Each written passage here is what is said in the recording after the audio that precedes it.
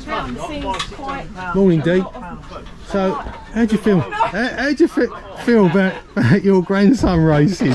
Fine. I think he's got it all under control, Bob. Yeah. So he tells me. Cool. So he tells me. Yeah. We'll see. I don't believe that he's ever got it under control. No. What's that? I would just ask your nan on how she felt about you racing. Oh, right.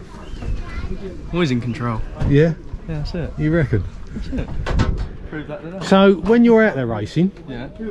how does it feel? What sort of feeling do you get? Do you have time to think? Not really. Just sort of in the moment there, aren't you? Get on with it. That's it. As soon as you're off the lawn, that's it. You just... And when you come back in from a race, if you won a race, how does that feel? Yeah, alright. Gives you a buzz. Yeah, cool. Gives you a buzz to give another one. Yeah. Right, have a crack on today. Cheers, Bob. Just stay on. Ah, Mr. Coop Man. Hello there. You alright, mate? Alright, how are you? Yeah, I found some new racing that you can do. So, okay, what's this? Tuk-tuk. The old I'd tuk. love to do that. Have you seen and it? I do know where there is a tuk-tuk as well, yeah. Tuk-tuk racing. They're mad, with a passenger. If someone's going to provide me with a tuk-tuk, I'll race it, 100%. Yeah, Yeah. I thought that was cool. And I thought you did really well at the ice racing. It was good, really was good. It was a totally different experience and different way of riding and things. Back out there next year? Yeah. I've heard you might be riding somewhere else as well. Not just there, on the ice. Possible another venue? Go on. Don't know, that's just what I've heard. I didn't know whether you could confirm Word it. travels that. Well, the only place I would go back to Sweden, back to Stefan's house and practice at Irvig, the track there. And then we'll see if we can maybe get a few more meetings next year, as in bit of league stuff for them. But again, I don't have a bike. I aren't going to buy a bike. I can't afford a bike. No. I've got everything's involved with these. So if I get provided with a bike, like Stefan helps me with the bike, if he's going to continue doing that, then I'll continue riding. What was it like knowing that you got, what is it, 350 spikes on the wheels or whatever? You don't really think of it. You don't. Because it doesn't feel like spikes. It does. It does. You know you've got the spikes there, but you're racing. You're not thinking of what's on the bikes. You don't really, because if you sort of thought about things, you worry too much, and it would just totally put your head off the game. But on the grass, obviously you get the back end out, and that's totally different. Because if you get the back end out on the ice, it's going to flip you off. Well, I'm coming down the straights, and I'm tipping into the turns, and my style is leg back and slide the thing round. But you can't do that on the ice. You can't, and it even got to the point where I had to put a footrest on the front so I could keep my foot there and keep it there, because I was so tempted just to leg trail. But your leg gets between the ice and the back wheel and lifts the back wheel off the floor. So I was being told keep your foot forward, in my head I was on a leg trail, so it was really That's difficult. what I mean, because you're a leg trailer. Absolutely. But so we put the footrest on the front, and it made it a lot easier to ride, but it still made me feel awkward because I wasn't doing my normal style. Yeah. But then again, my style wouldn't suit the ice, because you don't slide the thing round, you lay it right over onto the handlebar ends, don't you? So it's all learning, it's all different things, all new stuff, but it was really good to give it a go. I really got help from everyone involved in the pits, really friendly atmosphere. Good. Stefan Svensson helped me out massively with lending me a bike for free. And he said he will lend it to me in the future if I want to do some more. That's good. But yeah, it was really good. I know Grasstrack's a family. Ice racing is exactly the same. If not I've closer. known you since you was a little kid, haven't I? So Yeah. It's a family sport at what we do. It's not too Hollywood like Speedway's getting a bit Hollywood now, isn't it? And a bit like everyone, they turn up, they ride, they go home. This is all a family. Like Grasstrack's the same. Next question. Now, obviously, your beard's getting greyer. Is there any thoughts of going to RH Sidecars? Because obviously I was at Tallington and filmed there, and you went really well. First race on it, yeah, we did. I enjoyed that. It was really great that Peter Lloyd lent me the sidecar. We're still flying on these. We're still trying to go as quick as we can on these, but it was great. Peter lent me the sidecar, which was brilliant. And then Terry Madley stepped up late call actually, because I was going to use Ryan, but he had some problems with his arm, and he jumped on, did a great job, and we enjoyed it. But really are there any thoughts of getting a RH sidecar?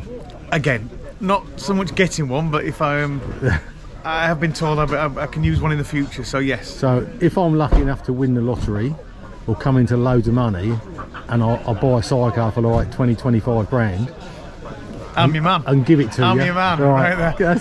I've always said, once I win the Masters, then we'll go on to 1,000 shares. So Don't look like that. There's a chance still, isn't there? Yeah. I suppose there is. They might break down. When mightn't Hurry they? retires, Zach has a bad day or a bike breaks down, then we'll see. I would love. Charlie Powell doesn't turn up, hopefully. I would love to see you win the Masters, because for me, you are still ultra competitive. You give it 110%. It doesn't matter where you are. And you're funny. Thank you very much. Cheers, Paul. Thank you.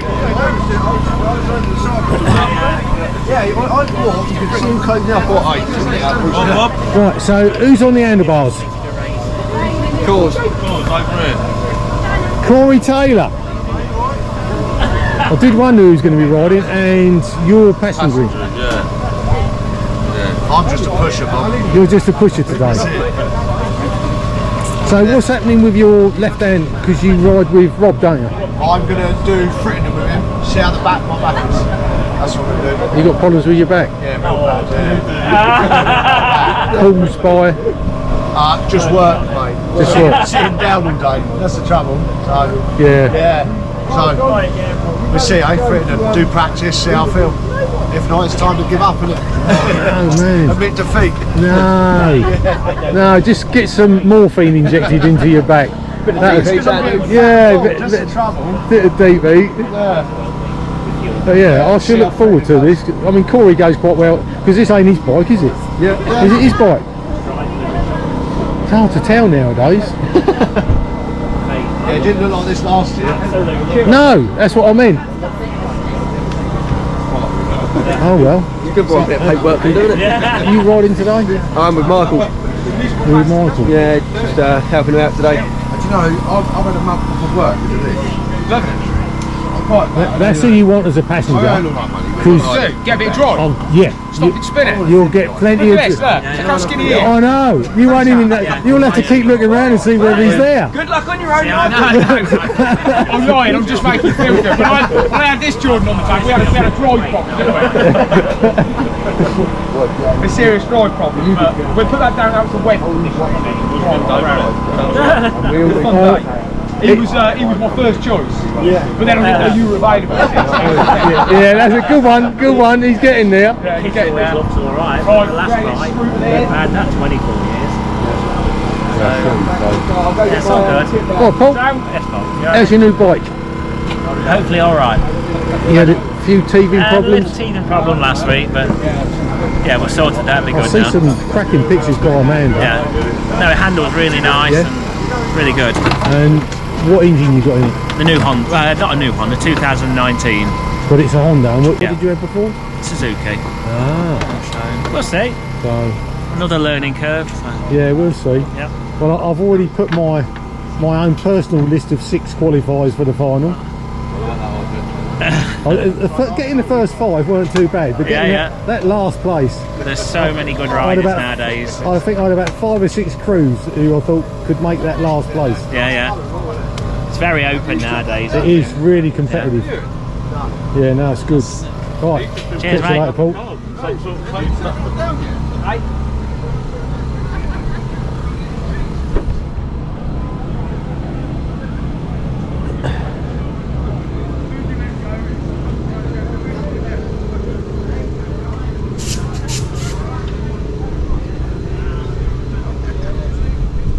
That's more like the bike I know.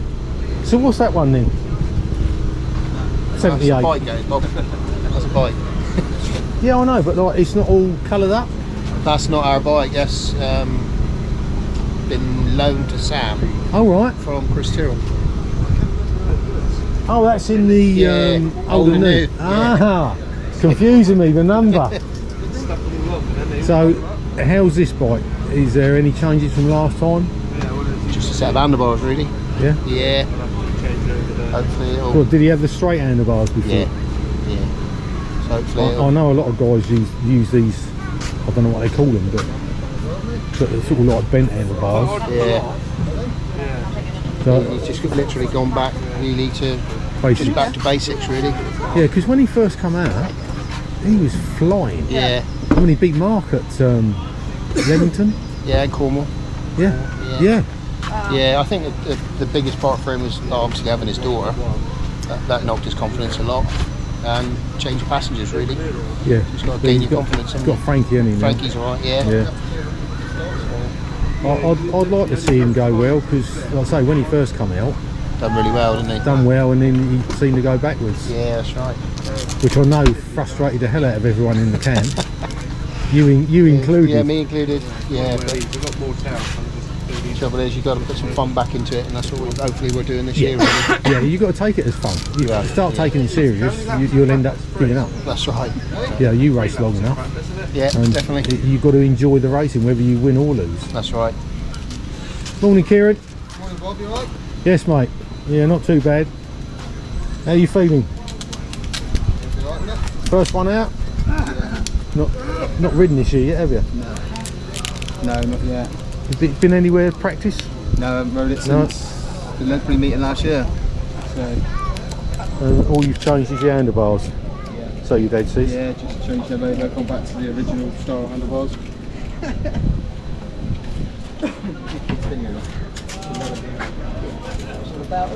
The kids love this meeting, isn't it? They do, don't they? Well, I've already put in my 6 selected, and I think you made number 6 for the final. Did I?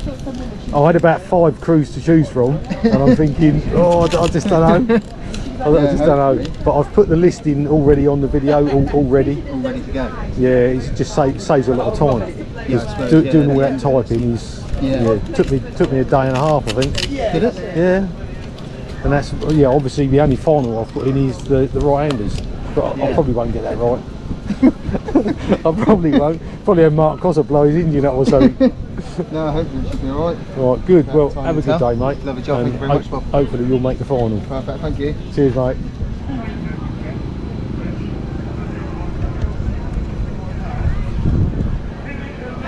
Morning. Morning, how are you? Yeah, I'm alright. Looking forward to seeing Neil on this beastie. Just going to go, hang on, that's okay, Dad, I want a little bit more, okay. Give it a little bit more. So that's the first thing we do? This is the first thing you do, because you've gone, instead of like that, they've put it like that. Okay. So what that's done is lifted the front end as well. So when you go like that, the front end goes down at an angle. Okay. And then with the shocks, because the shocks are on the adjuster things, slide them down a bit, and then that brings your front end down as well. Perfect. Morning, Pete. Morning, Bob. How are you doing, mate? Alright, mate. I'm just filming the expert advice. Yeah. No, I'm not going to say what's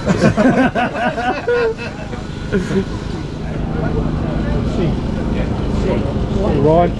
Okay. Alright, mate. Oh, I can see the engine. It's not often I can see the engine.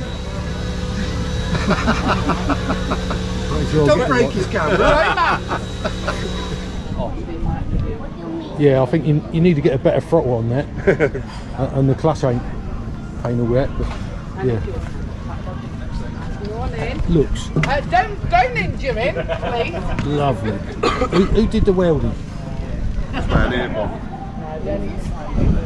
Yeah, it's alright. Yeah, it's lovely. Daddy, who's this? That is beautiful, mate. Are you going to use it today? So, when do you think you're going to be out on this one?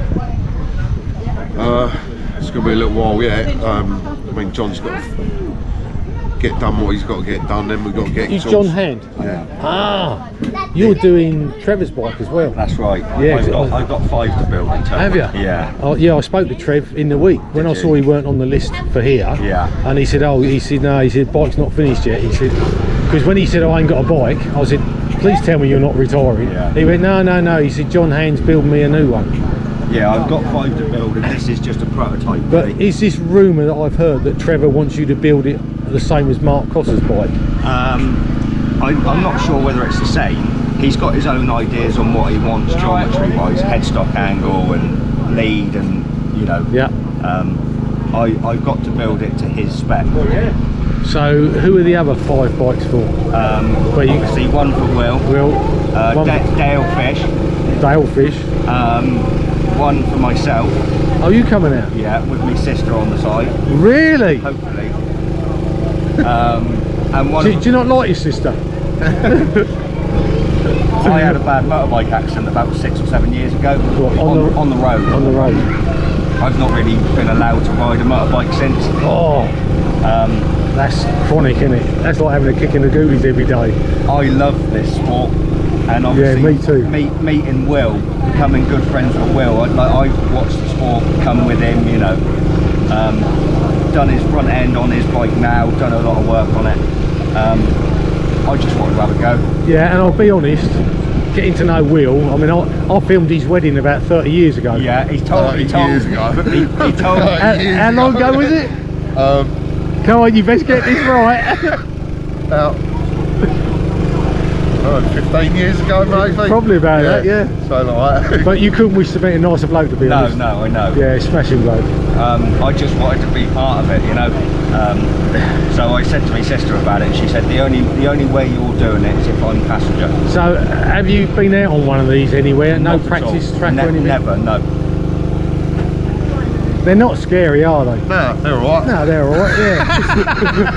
I've been on them. Well, so when do you reckon you're going to be out then, John? It's got to be a couple of months. So definitely this year? I want to come out this year, yeah. When the frames are done, we've still got to get the exhaust pipes and the radiators. It's still, you know, I've never tackled anything like this. It's a massive thing to take on and build a new one. Yeah, well, I'll actually never doing one before. I've never done a whole chassis before. Have you got a jig that you put them on? I have now. You have now? Yeah, about 5 weeks ago I didn't. No, but you just built it by hand, lining things up. Well, because we've obviously messed about with wheels over the last couple of years, and got that pretty good now. I use that as a bit of a baseline, really. Neil, don't worry, they're going to put the pedals each side.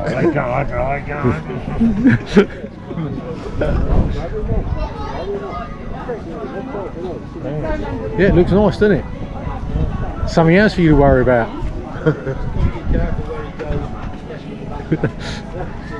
Have you spoken to Neil before? I don't believe I have. No. Well, Neil is our Welsh friend. I know who he is. Yeah, he's nutty. Yeah.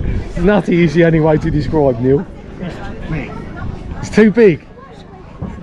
You know, you sit back and don't, right? Well, they will put a seat on it, so you'll be up a little bit higher.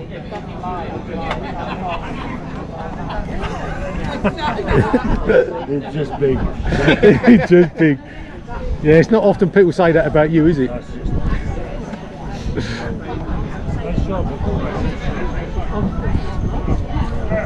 lot of interested people looking at it from afar.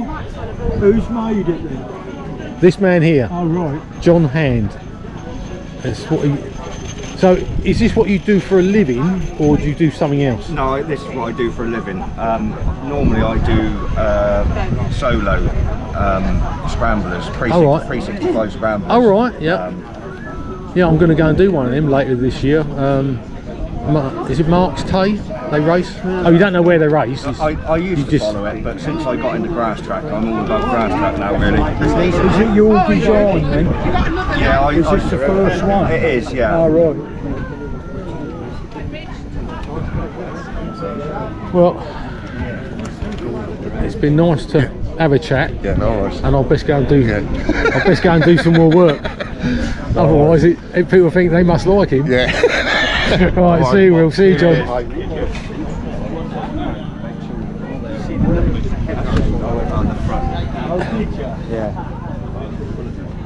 Right, I'll come to the professional laid-back camp now.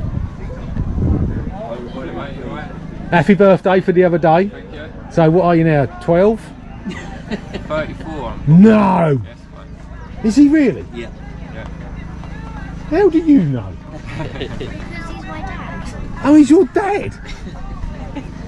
I knew him when he was your age. And I knew your granddad when he was younger than him. Didn't I? That's when we were racing. Yeah. Yeah. So, do you reckon you're going to beat him today? Yes. Well, did you want to think about that at all? No. So you're definitely going to beat him? Definitely going to beat him today. No. Your response? Not today. Not today, he's Not not. today, no. Oh, cool. We'll see. He's got confidence now. Yeah. You know, so. He is going quicker. Yeah, he is. He's a lot quicker. Yeah. The day's got to come where he's going to beat me. How old are you now, Rich? 65. Yeah, oh yeah, we're the same age, I remember. Yeah. I can't keep doing it. If you can't beat a 65-year-old man, you should give up. Wait, you 65? Yeah. I'm 65, he's 65. He's 35. 3. How old are you now? 33. Oh, 33. That was close. He's still a pup. Yeah, I heard that. That's why, even though I'd put you on the list of competitors in my computer, I had to take you off. Yes. So how did you do that? Scunthorpe. Speedway. Speedway. Amateur meeting, yes. 250 or GT 140? I was on my 160 Speedway bike. Alright. It was lap 1 of the first heat, and Kev Gwillam slipped off in front of me. You caught his bike and then had to bail off right by the fence. Oh no. So you broke your wrist? Yeah. Broke the top of the radius bone off.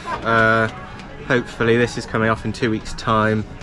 But I'm probably not going to jump back on a bike for a couple of weeks after that. No. So maybe Frittenden. That's a shame. So. Yeah, that's a shame. As the British champs is obviously I've only done Tallington, but you started going really well last year, and obviously you went well at Tallington. Yeah, struggled on the 250 at Tallington, but I think we all did really. So yeah, I don't know why. It why. was very different on the Sunday than it was the Saturday. Yeah. So, but yeah, hopefully.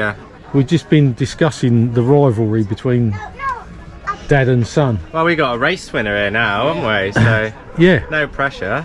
Yeah, I see. If you can't beat a 65-year-old man, you might as well give up. There's a bit of pedigree there, though, isn't there? A little bit, yeah, only a little bit, not a lot. All that experience, isn't it? Yeah. Oh no, it's good. Not even changed into your Kevlars or anything. Look, Matt's looking younger. Hello, Bob. You alright? You all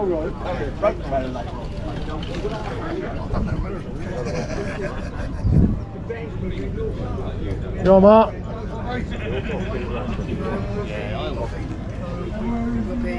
Now, last time, oh, like this. You're right. Yeah. Last time I spoke to you was at GTSA. You not want to move out the way. You not want to be in the picture. Yeah, I spoke to you at GTSA. Yeah. And you never came out. No, we were first reserve. Yeah, you never got a ride. No one broke down. So, but then we went to Frittenden, and we rode Frittenden at 3/4, I think. So yeah. You in the programme today? I can't remember. I've already done the programme, like the list of riders for each race. That's all in one of my computers. Yeah, no, we're in, mate, today. So all good, all good. Good. Be good to see you back out. Who you got on the side today? Ryan Barker. That's it. Yeah. Yeah, I remember now. So yeah, we just put a new engine in, so we're Ryan Barker. Yeah. Yeah, he's alright. He's a good passenger. Oh, he's a good passenger. Yeah, he's a good boy. Yeah. So, yeah, that's what you want. So you'll be done a little bit in it. You'll be happy as a pig in that today. Stuff. Yeah. Cheers, mate. All right, then, Mark. Cheers, Bob. Have a good day. Thank you. Bye.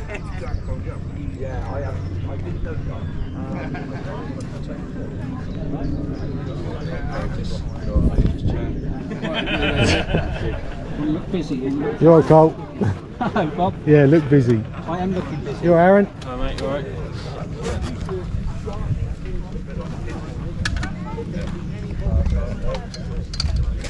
One, Bob. Oh, I thought I saw Jack here somewhere. Who? Jack. Yeah, Jack's just gone off of his bike. I've still got the sticker. Still got that 474 sticker on my camera case. Have you? Yeah. Best one about. That's good. I wish more people would give me stickers. Yeah? Yeah. You got some more if you want. Yeah, I've got a plain camera case, haven't I? So that's it, yeah. Hello, okay. In the van. Yeah, good, thanks to you. Class you in 500s. If you want one of those somewhere, hopefully. Should be a number order. Yeah. There you go. You're out. Take one. Thank you very much. All done. Sound. Yeah, you're all done. Cheers, mate. Cheers for that, thank you. have a good day, Jack. Thank you very much. And not bad, catch you in a bit. Well, mate. Nice to see you. Morning, Wayne. You alright? Yeah, you? Not so bad, thanks. Cool. So, oh, you're not racing against Max today, yeah? I'm down as reserve, so there is a chance. What's 350? 500 angels. I will change this plate Blue if I plates. get a ride. If I don't get a ride, I'm not changing No, them. no point, is it? No. No point. No. Yeah, I thought to myself, they haven't got 350s here today. Oh, yeah, shame, but never mind. So, Max is out on the 500 today? He has, yeah. First time on a 500. First time, that's what I thought. I didn't remember him on a 500. No. Has he been able to practice on it? No.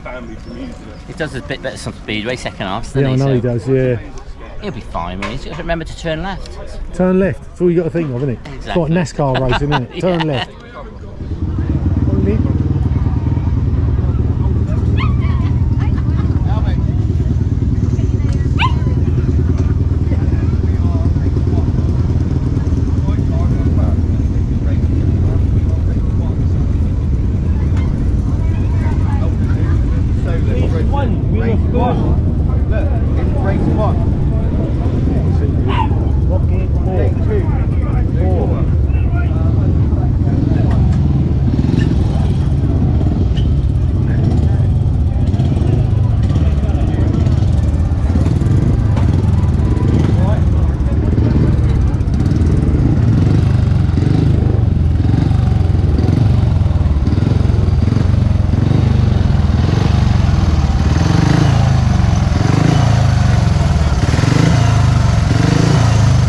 Hello and welcome to this Grasstrack Sport production of Bantasia, the Grasstrack meeting here at the Bantasia Arena, Wadham Farm near Winchester. This is technically the fourth time that we've run this meeting, but last year of course rained off sadly. We didn't manage to run this meeting, but we are back here today.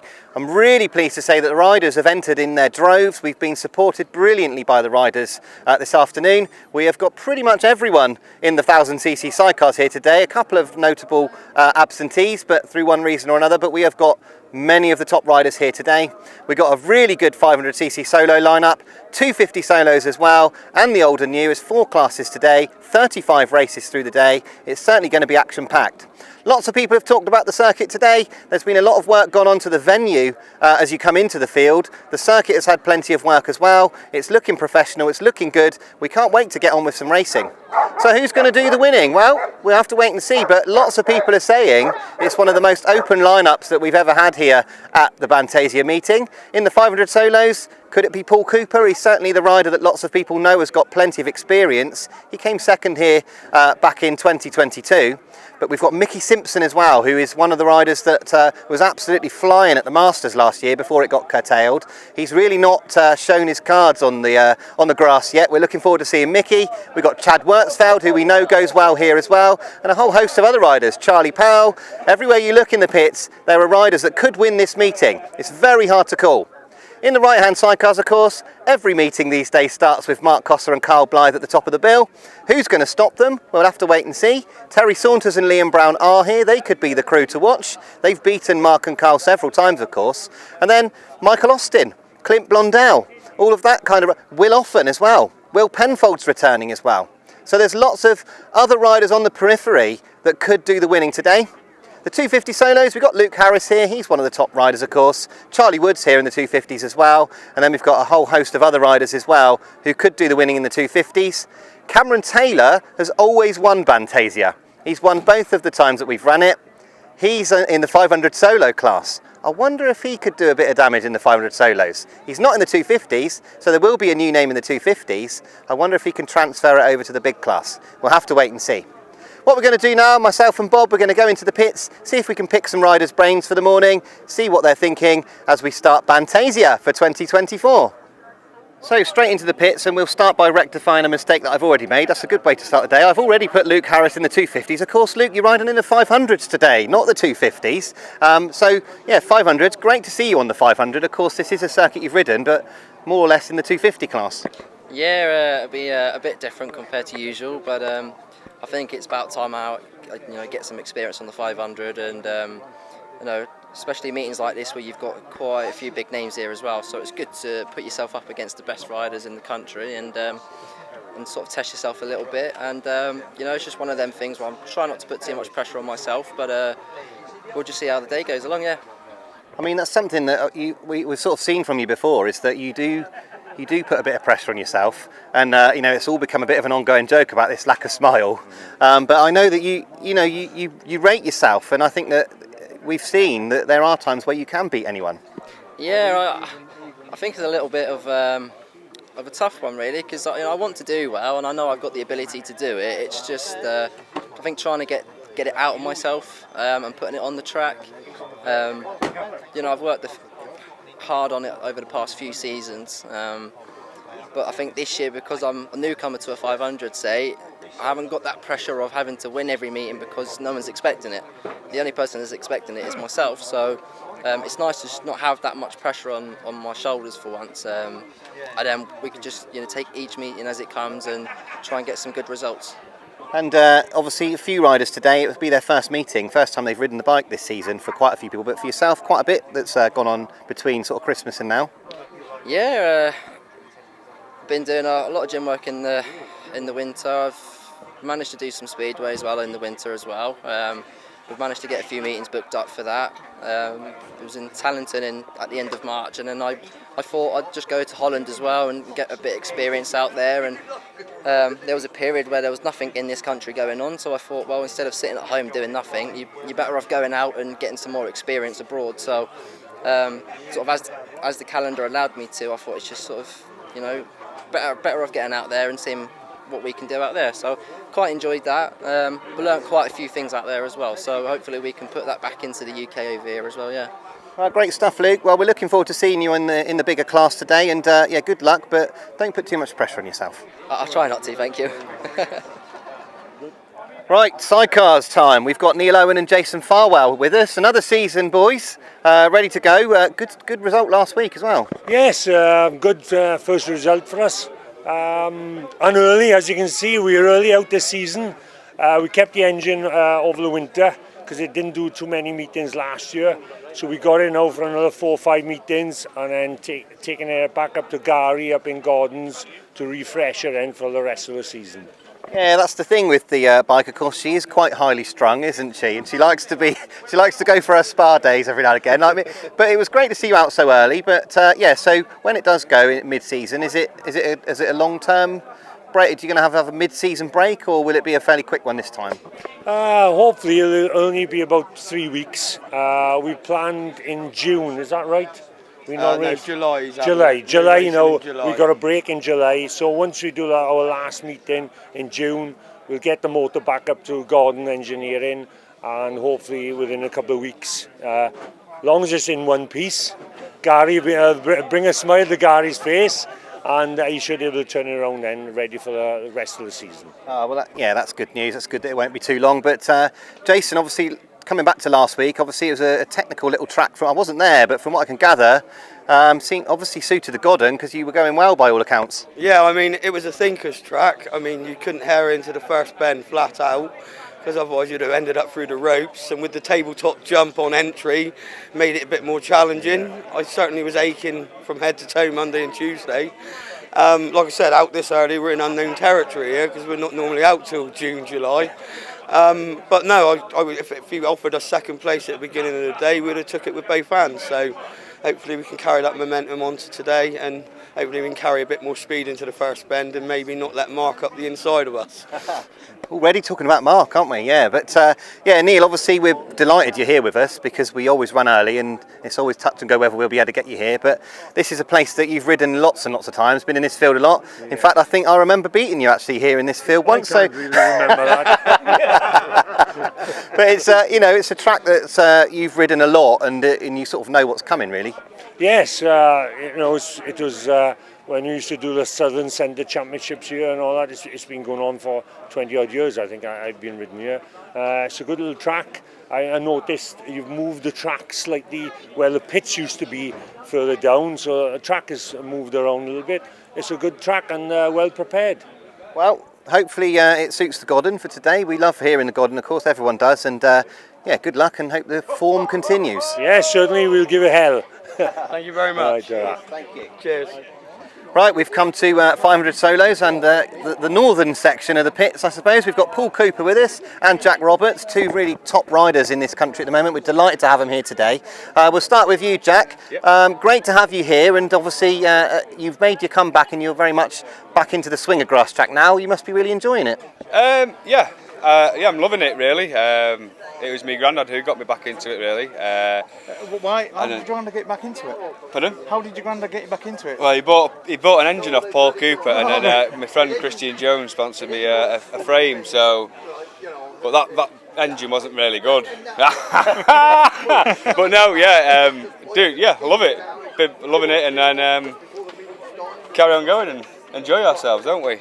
Yeah, I mean, you've had results in the 350s, the 500s, and I think you were on an upright at some point as well, weren't you? So you're obviously doing plenty of laps. Yeah, just trying to get back time in. I've lost to Paul all these years, really. But yeah, just trying to get back time in and just do as many laps as I can to get myself relaxed on the bike and stuff, and we'll try and go again. And I don't know the personal circumstances around it, Jack, so apologies if I'm sort of prying, but you had all of those years out. Is there a bit of regret now that you've kind of gone, why didn't I keep going?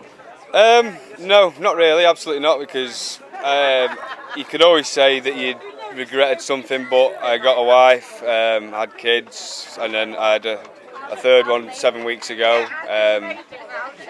So no, not really.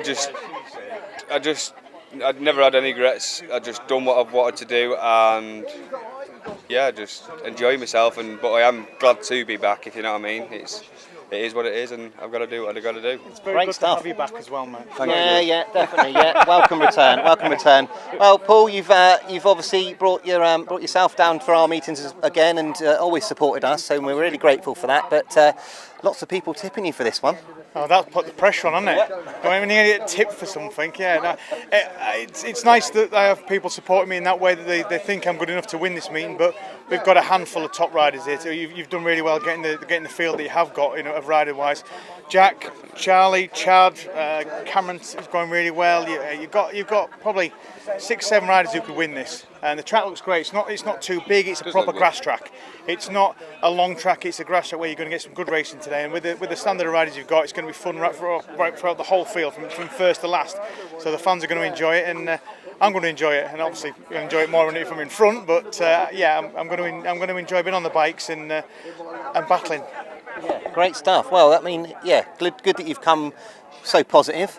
And this season, of course, you've already been out a lot on the grass and on the ice. Well, once on the grass at Tallington, and we fortunately won that meeting, which was another good meeting. The weather was a bit up and down, so I wasn't sure it was going to run, but they ran it and they did a good job. They ran the meeting and it finished for once. Well, it ran all the way through, which makes a change. But yeah, that was a great meeting, and we've been on the ice and been on the sidecar as well. But I'm trying a new Track Plus frame out today for me, a new frame and shocker.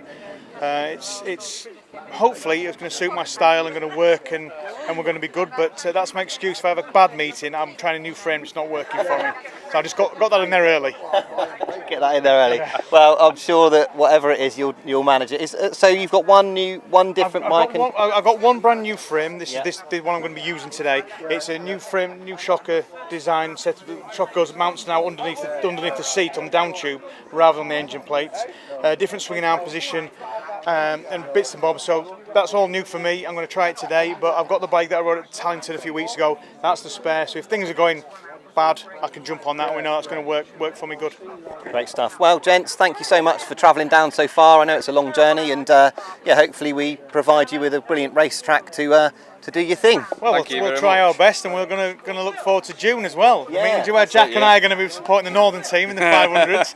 I think we'll do all right. Do you think, Jack? Hopefully, we'll do all right. We'll try. We'll do our best, and that's got what we line, do. Haven't we? Yeah, we're looking forward to it. I said to Jack just while you were coming, I asked Jack if he'd been chosen for your team, and thank goodness he said yes, because that would have been really awkward. Put the pressure on me again there, haven't you? Yes, no, Jack was one of the first names on the list, absolutely, and so far it's looking good for us. I know everyone in the country, the teams are looking really good. It's going to be a really interesting meeting. Should be a good day, I think fair play to you for sorting it and what have you. Yeah, thank you. It's going to be a fun meeting. It's going to be close throughout, and clearly the Northerners are going to win. Definitely, 100%. Well, that remains to be seen. So. Right, cheers, boys. Have a good one. Have a good Thanks one. a lot. Ta. Cheers. Thanks, man. Right hand sidecars again. We've got Will Offen with us. Will, started the season quite nicely so far. You had a good ride last week. Yeah, pleased with it really. Last week was really just a bit of play up with set up and because we've had a bit done to the engine, so yeah, wanted to see how we fared really, and obviously wanted to get our heads around it for today to try and get on up there. So. Yeah. This must be a weird thing for you because you last year had the Honda. Well, you've had the Honda for a few years, and then changed the frame a little bit with John Hand, and now all of a sudden everyone's ordering John Hand bikes and a Honda. Yeah, it's good. So yeah, it took us a little while to get to grips with that new front end, and it was always sort of the intention to get it right and build one off it. And obviously we've gone half sensible on it, so and obviously Terry's going good on the Honda as well, isn't he? So I think people have sort of paid a bit of notice to him. But yeah, no, it's good, and we've sort of upped our game a little bit and had some work done on the engine. So hopefully it's been worthwhile, and well, we'll find out today. I've been quite nervous about it really, and I've not felt like that for a long while. So pressure's on a little bit. Well, good nerves, I hope. Good nerves, but yeah, I mean, it's obviously a track you know well, track you've ridden here before, so you know what's coming more or less.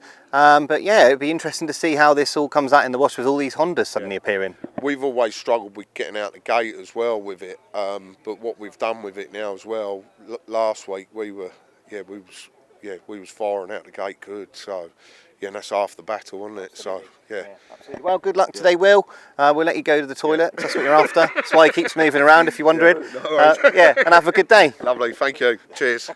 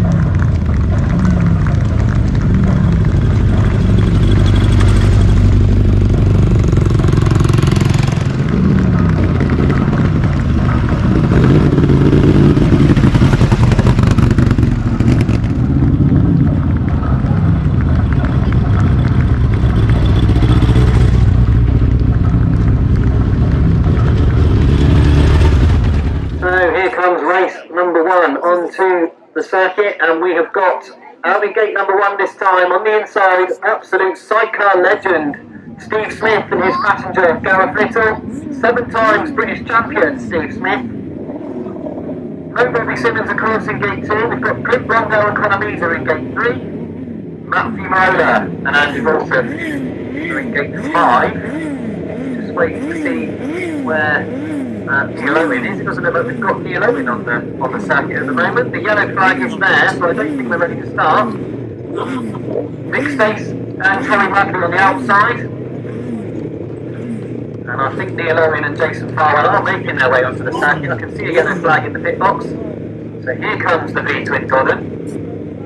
They will come out of gate number 4.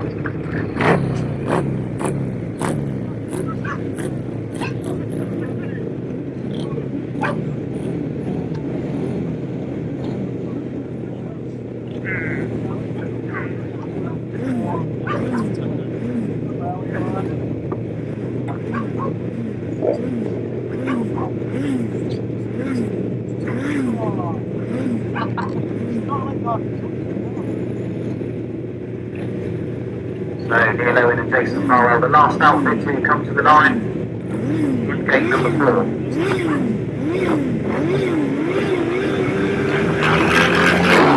Taking her up on race number 1, we are away with Bantasia, and it's Neil Owen and Jason Farwell. They're doing a tremendous start. Fumarola and Andi Wilson come round the outside. It's Neil Owen with his nose in front, but Fumarola's going right round the outside. It's Fumarola and Wilson. They lead up the back straight. Neil Owen in that second place, it's Steve Smith in 3rd, and Clint Brondell 4th. So, Matt Fumarola and Andi Wilson turning the bike once again. Smith in that 3rd place, ahead of Clint Brondell in 4th. Nick Stace charging hard in 5th, but Matt Fumarola and Andi Wilson, with a perfect first turn, they made their way around the outside of Neil Owen, and they now lead this race number 1 here.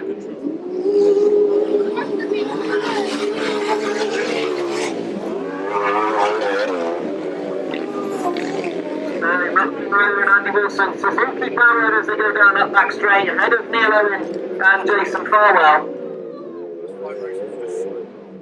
Around this turn, Neil Owen will be looking to see Matt Fumarola. Can he keep it in? This is a tricky turn. You can see Neil Owen, he's not going to be on the inside. And he's got very close to the end of that corner. Matt Fumarola and Andi Wilson, they're going to have to keep things tidy because Neil Owen looks very, very quick in that second place. And as I say that, he backs off. I think he's been fielding a little bit as he goes into that turn. So round they come for the final time. It's going to be a win for outfit number 15. Matt Fumarola and Andi Wilson, Neil Owen and Jason Farwell 2nd, Clint Brondell and Conor 3rd, Steve Smith and Gareth Little with problems there in 4th, but we seem to have lost Nick Stace up on the top corner at some point.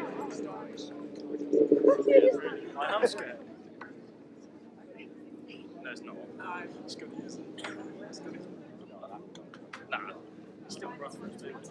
So the official results of race number 1. It was a win for the outfit number 15, Matt Fumarola and Andi Wilson. Second place number 12, Neil Owen and Jason Farwell. Third place number 10, Clint Brondell and Conor Meza. And fourth place number 2, Steve Smith and Gareth Little. The winning time, 1 minute 28.92. 1 minute 28.92. We do know the circuit's about 420 metres on the inside, so you can work it out yourselves if you want to. But we're not going to do it here. So race number 2 is coming onto the circuit. Now we've got no Will Penfold and Freddie Wood sadly blowing that motor in practice, unfortunately. But we do have Mark Cossar and Blyth off of the inside. 2 times Bantasia champions, of course. We've then got Stefan Morgenblythe off of gate 2. Terry Saunters and Liam Brown off of gate number 3. And then Andrew Minard and Michelle Minard off of the outside on gate number 6. Now there is something happening here. I can tell you that there's no rut on gate number 2. Of course, when the bikes leave the start, they leave a trench, they leave a rut where they spin the back wheel. And you can see that Steph Blythe in gate number 2 has been allowed to lay a trench in there because in race 1, nobody came out of gate 2. So he would have been at a distinct disadvantage. So race 2, sponsored by Michael Popnell. Mike Popnell, a friend of the sport, many years, a marshal certainly down in the southern centre, he would have marshalled all the ace of aces, and we're delighted to see Mike's name in the programme. So thank you, Mike. I know you're here today.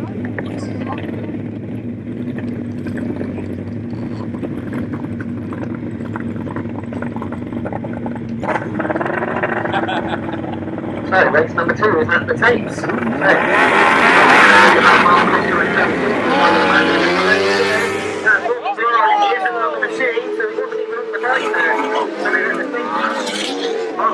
But we have red flagged it, and there's a passenger falling as well as they go into the turn. Oh fuck, he's unconscious. So red flags out. He was unconscious the way he rolled, wasn't he? His arms were everywhere.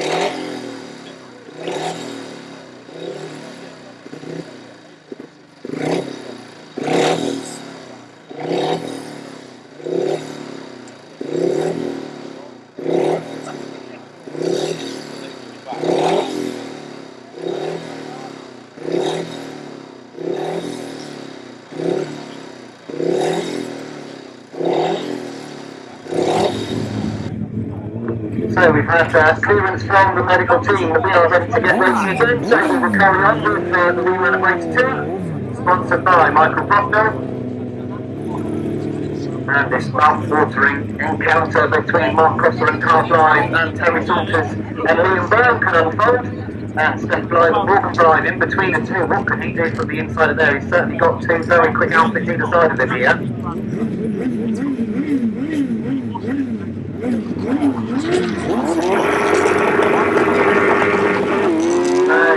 Away they go. It was a little bit of movement at the start, but they have got away. Mark Cossar and Blyth. They put it in front. They lead into the first turn. Terry Saunters and Liam Brown following them in there.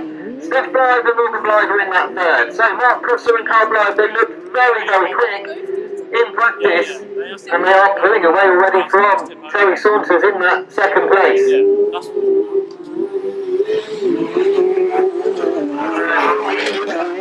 Actually unbeatable at this venue, actually unbeatable everywhere they go, and certainly when they hit the front they are very, very quick, as you can see.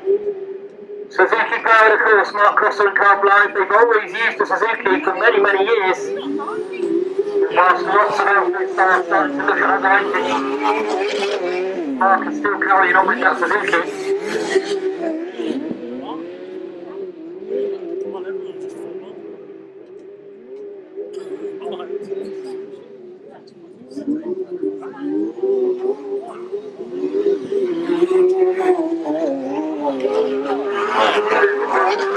This really is quite a magnificent lead that Mark Cossar and Blyth have got. I think perhaps a bit surprised at just how much faster he is in this race. He's absolutely flying as he comes around that pit corner for the final time. It's going to be the first win of the afternoon for outfit number 37, Mark Cossar and Blyth. Terry Saunters and Liam Brown finish second, and Steph and Morgan Blyth will finish third. It'll make a good start. I'll try. The only start they filmed on that fucking thing was a shit one. So perhaps a relatively straightforward open race there, but certainly the talking point here is the winning time, which I'll tell you about in a moment. But the win, outfit number 37, Mark Cossar and Blyth, they take their first win of the afternoon. Second place, number 24, Terry Saunters and Liam Brown, and third place, number 30, Steph Blyth and Morgan Blyth. Now, the winning time in race 1 for Matt Fumarola was 1:28.92. Mark Cossar's to race 2, 1:25.96. 1:25.96, 3 seconds quicker than race number 1. So either the track's dried up quickly, or Mark is absolutely flying. So we quickly move on to race number 3, and we have got a couple of changes here, of course. George Penfold and Joseph Knight are non-starters, as to are Thomas and Dylan Newton. Ryan Partridge and Kevin Jones go out in this one. go from gate number 2 in place of George Penfold and Joseph Knight. So Paul Whitelam and Richard Webb off the inside, Ryan Partridge and Kev Jones off of gate 2, Simon Beanie and Sam Heath off of gate 4, Kieran Hicks and Frankie Courtney in gate 5, and Will Austin and Ricky Hay off the outside here in gate number 6. So away we go with race 3, problems to Ryan Partridge at the start. Paul Whitelam, Kieran Hicks and Will Austin all getting there together. There's 3 abreast going into the turn. It's Paul Whitelam that leads as they come off the turn. Kieran Hicks is off the inside of Will Austin. It's Kieran Hicks that gets himself into that second. Will Austin struggling for vision in that third place. He's got Simon Beanie not too far behind him, and he's got to try and go with things. But Paul Whitelam here, he's getting away from Kieran Hicks in that second place. Will Austin now and Ricky Hay in that third. They can see where they're going now, which helps. Can they make a move on Kieran Hicks and Frankie Courtney, the young Cornishman in front of them?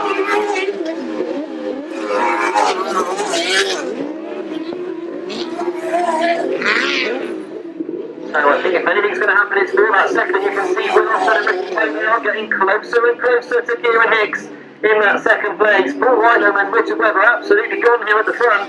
But this battle for second and third races, right coming off the turn. Kieran Hicks now would like to run wide. Will Austin much quicker into this turn. Almost wants at the back of him in the turn. He's still pressing on him. Through goes Will Austin now, but he's just gone back into the It's a brilliant race for that second place. Now Will Austin attacks again going into this turn. Kieran Hicks tries to cover him off. Paul Whitelam's taking the win at the front. And Kieran Hicks is ridden a brilliant race to hold up for that second place.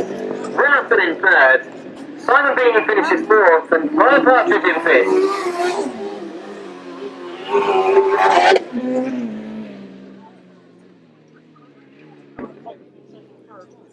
So the results of race number 3. It was a win for number 92, Paul Whitelam and Richard Webb. Second place, number 78, Kieran Hicks and Frankie Courtney. Third place, number 80, Will Austin and Ricky Hay. Fourth place, number 76, Simon Beanie and Sam Heath. And fifth place, number 514, Ryan Partridge and Kev Jones.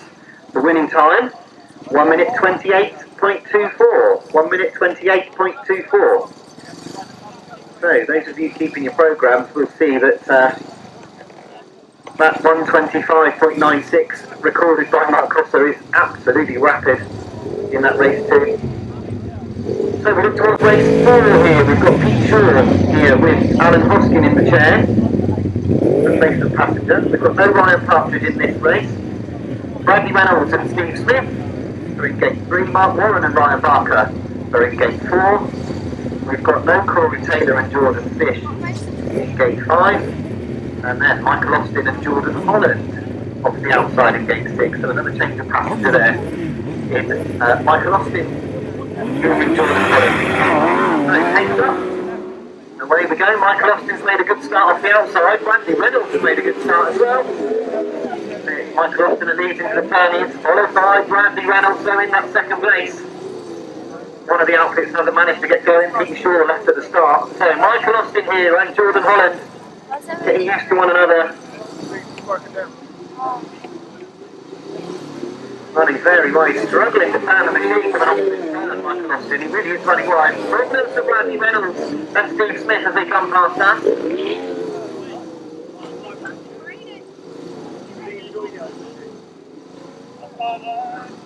So a breakdown for Bradley Reynolds, and we're only left with 2 running, of course.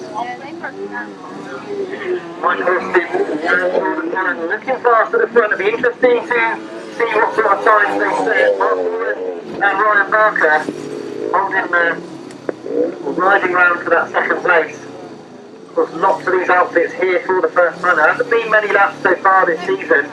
That might be why we're seeing some of these mechanical problems. Michael Austin riding that pit corner much more sensibly that time.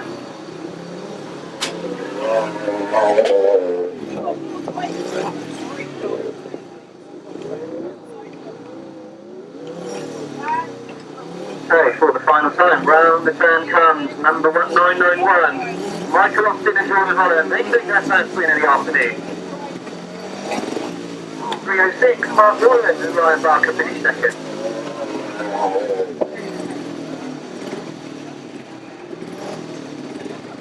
So the results of race 4, it was a win for number 991, Michael Austin and Jordan Holland.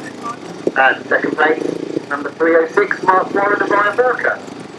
The winning time, 1 minute 31.03. 1 minute 31.03. So that completes the first leg ride of the 1000cc sidecars. We've now got race 5, the old and new sidecars coming onto the start.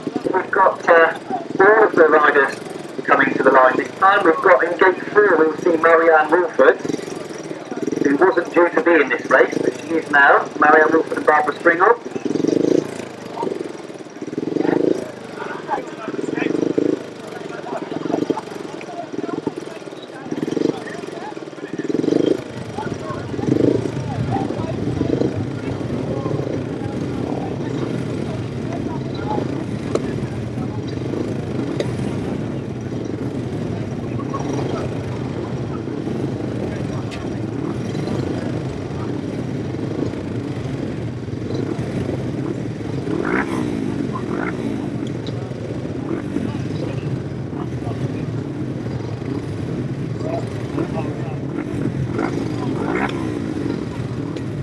So, race 5 then, the old and new sidecars. Budget class for the sidecars, GS 500 machines.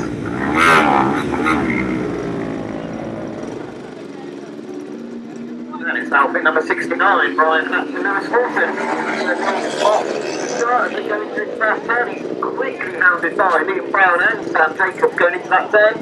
So it gets very close to the middle of the corner. It's Brian Hatton leads up the back straight. Liam Brown is up the inside of him.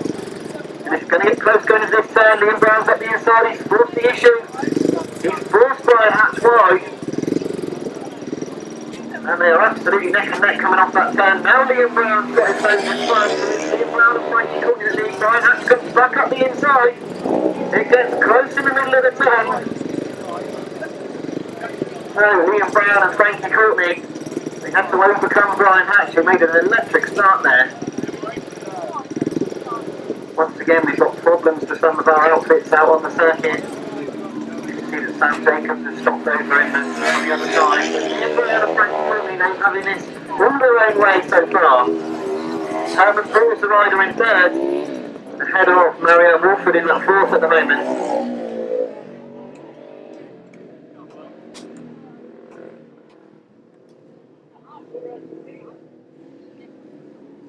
So, one more lap to go then for Liam Brown and Frankie Courtney. It's brave for those two, of course. Liam is on the back of Terry Saunters. Had a second place in his opening ride. Frankie also had a second place on the back of Kieran Hicks.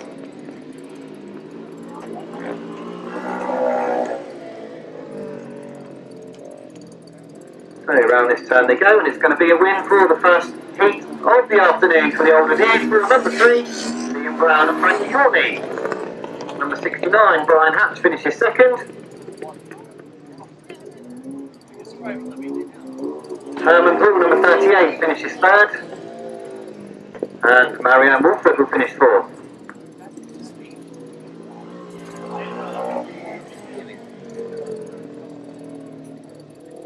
So the results of race number 5. It was a win for number 3, Liam Brown and Frankie Courtney. Second place, number 69, Brian Hatch and Lou Wharton. Third place, number 38, Herman Paul and Ash Pearce. Fourth place, number 333, Marianne Wolford and Barbara Springall. The winning time, 1 minute 46.86. 1 minute 46.86. And we move on to our first solo competition of the afternoon, the 250 solos. And we've got out in this one, no Lee Bassett off of gate 1. But we do have Max Derrick off of gate 2. We've got Tim Grigg off of gate 3. Charlie Pryor off of gate 4. Lewis Duke at gate 5. Charlie Wood in gate number 6. And Jake Breeze in gate 7. Hayden Watts gate 8. And Austin Riches gate 9. So we've got some very quick youngsters in this one. Austin Riches, Hayden Watts and Charlie Wood absolutely leap out the page at me immediately.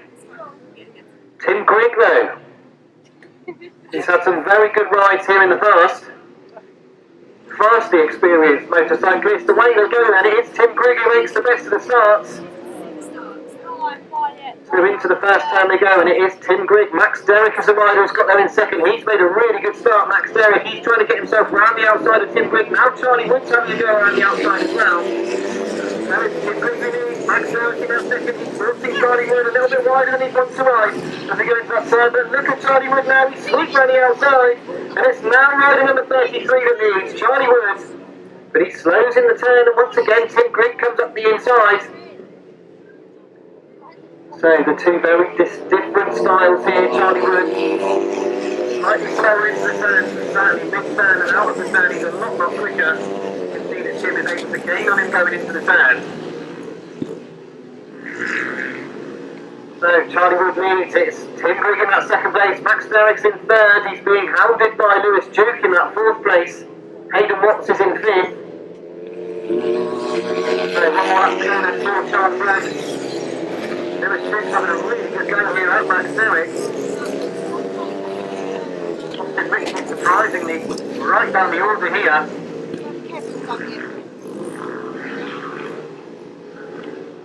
So round the final turn for the final time. It's going to be a win here for rider number 33, Charlie Wood. He takes his first win this afternoon. Tim Grigg finishes second. First place for rider number 6, Max Derrick, ahead of 25, Lewis Duke.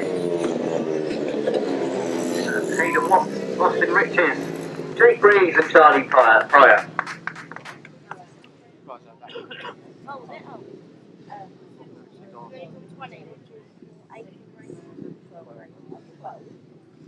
So the results of race 6, it was a win for number 33, Charlie Wood. Second place, number 10, Tim Grigg. Third place, number 6, Max Derrick. Fourth place, number 25, Lewis Duke. Fifth place, number 41, Hayden Watts. Sixth place, number 46, Austin Riches. Seventh place, number 40, Jake Breeze. And eighth place, number 21, Charlie Pryor. The winning time, 1 minute 27.96. 1 minute 27.96. And I can see that we are already at the tapes for race number 7. We've got no Kevin Quillam and no Jim Collins in this one. But all the others are there. Look out for David Knowles, number 64, all the way down from Yorkshire. He is the rider that leads as they go into that first turn. Number 64, David Knowles, he's followed by Carl Bedingfield in that second place. And Richie and Shane Knight all over the back of Carl Bedingfield. Already look at David Knowles here, getting himself away from the rest of the pack.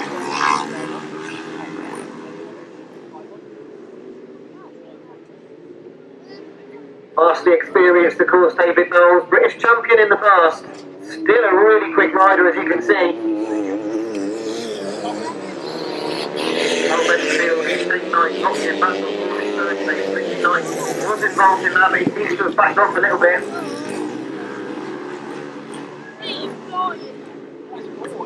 So David Knowles leading the way, but that battle for second is the thing I'm still watching. Carl Bedingfield's on the inside and Shane Knight is trying to build the speed on the outside. He's now switched to the inside for that second place. Carl Bedingfield's just got enough speed.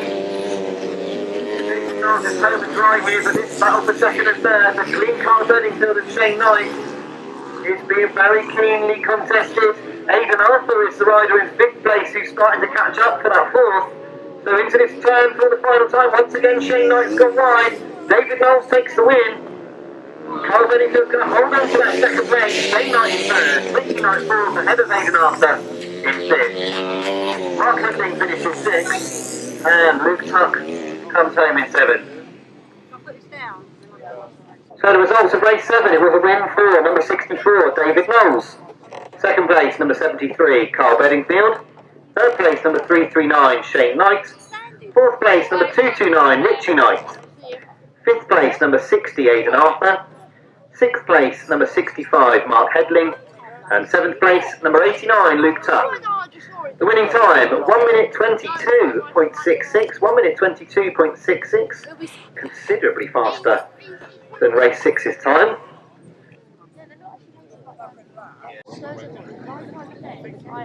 I said, try to go. Oh no, it's not really benefit.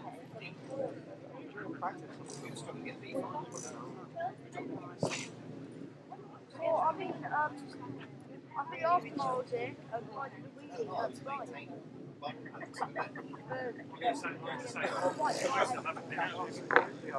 So race 8 is at the tapes, as you can see.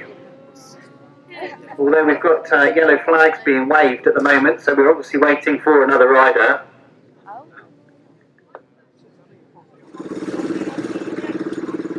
So here we go with race 8 then.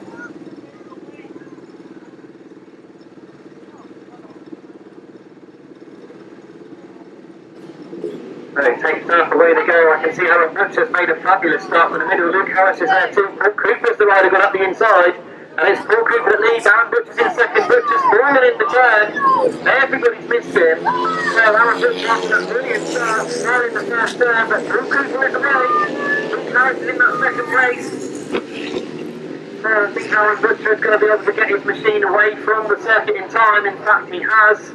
So the race continues without him. That is a real shame for Aaron Butcher, who made a brilliant start there. But Paul Cooper is leading. He's trying out a new voice, new frame today. Certainly looks to have got to grips with it very, very quickly here. Luke Harris in that second place, riding well. Ahead of Gareth Hickmott in third. So Paul Cooper going very, very wide off this turn. One more lap to go. Harris comfortably in that second, ahead of Gareth Hickmott in third.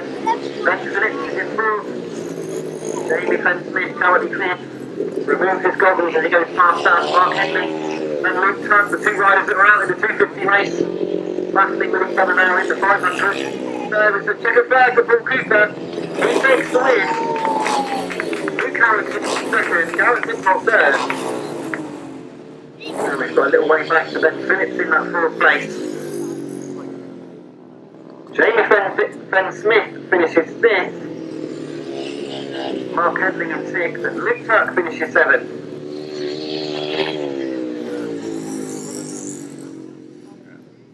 So the results of race 8, the first of the 500cc solos, there was a win for number 11, Paul Cooper. Second place, number 26, Luke Harris. Third place, number 17, Gareth Hickmott. Fourth place, number 34, Ben Phillips. Fifth place, number 32, Jamie Fenn-Smith. Sixth place, number 65, Mark Henley. And seventh place, number 89, Luke Tuck. The winning time, 1 minute 15.13. 1 minute 15.13. So we move to race 9, and we have got Ryan Ashcroft here off of gate 1. Callum Walker off of gate 2. Chad Wurtzfeld in gate 3. Eli Meadows, gate 4. David Spate in gate 5, Liam Ashcroft gate 6, Mickey Simpson gate 7 and Charlie Powell gate 8. This looks to be a ferocious lineup on paper as the tapes go up. Charlie Powell's made a flyer off the outside. Callum Walker's gone there with him. It's Charlie Powell who leads, Callum Walker's in that second. There's all manner of riders in that third, fourth and fifth. Mickey Simpson around the outside. Charlie Powell leads, Callum Walker in second, Chad Wurtzfeld's in that third. Mickey Simpson fourth, ahead of David Spate in fifth. So we have got some very quick riders out in this one, but look at Charlie Powell, head and shoulders above everyone else at the moment as he comes round that turn, looking stylish. Chad Wurtzfeld puts up the inside and goes past Callum Walker as they come over the finish line. So Chad Wurtzfeld is now chasing after Charlie Powell for that lead. Mickey Simpson's also got the better of Callum Walker in that third place. So already the last lap flag being made ready in this 500 race. Charlie Powell looks very, very quick out front. Chad Wurtzfeld and Mickey Simpson at the moment, absolutely no answer to him.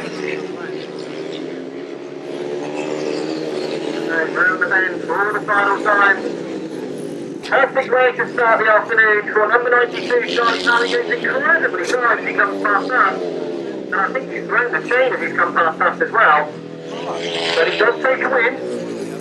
Chad Wurtzfeld was second there, ahead of Mickey Simpson in third. So hopefully Charlie's not done too much damage there, but he hit one of these bumps out here, and the bike made an awful noise.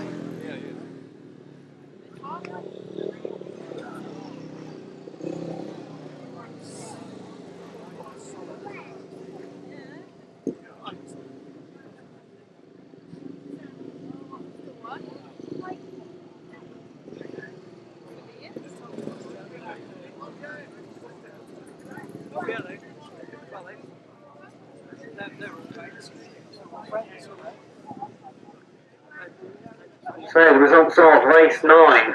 Just having a look over at Charlie Powell there, he really did bottom out on the machine quite heavily as he come past the finish line there. I can see that they are pushing the bike away. So the win was at 92 of Charlie Powell. Second place, number 69, Chad Wertzfeld. Third place, number 87, Mickey Simpson. Fourth place, number 47, Callum Walker. Fifth place, number 45, Ryan Ashcroft. Sixth place, number 83, Liam Ashcroft. Seventh place, number 84, Eli Meadows. And eighth place, number 82, David Spate. The winning time, 1 minute 11.73. 1 minute 11.73. So we move on to the third of the 500 solos. Race number 10. The only change here is that Will Thirlby will be number 71 and not 147 as he is in the programme. We should have 8 riders though. We've got Cameron Taylor in gate number 1, 2 times the 250 Bantasia champion. James Laker is in gate 2. Jason Prynne up from Cornwall today, he's in gate 3. Will Thirlby in gate 4. Max Broadhurst is in gate 5. Alfie Botel in gate 6. Then we've got Jordan Derrick in 7 and Jack Roberts. So tapes up, away they go. That is a perfect start for Alfie Botel. He has made a tremendous start and he leads into the first turn. So it's Alfie Botel ahead of Jack Roberts in that second. He's hit a bump in the turn, but it is Alfie Botel who leads. Cameron Taylor's come up the inside. A good first turn from Cameron Taylor. He just passed Alfie Botel. So Alfie's fighting back at Cameron Taylor. Jack Roberts is in that third place as well. So that was a great first turn from Cameron Taylor.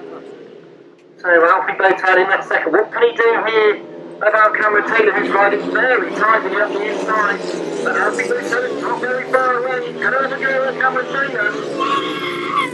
Now Jack Roberts is watching what's going on in front of him in that third place at the moment. Jason Prynne a little bit farther back. So red flags are up. There has been a fall at the back, and that's a real shame because they did have a good race going on there. So the assistant clerk of the course bringing things to a stop.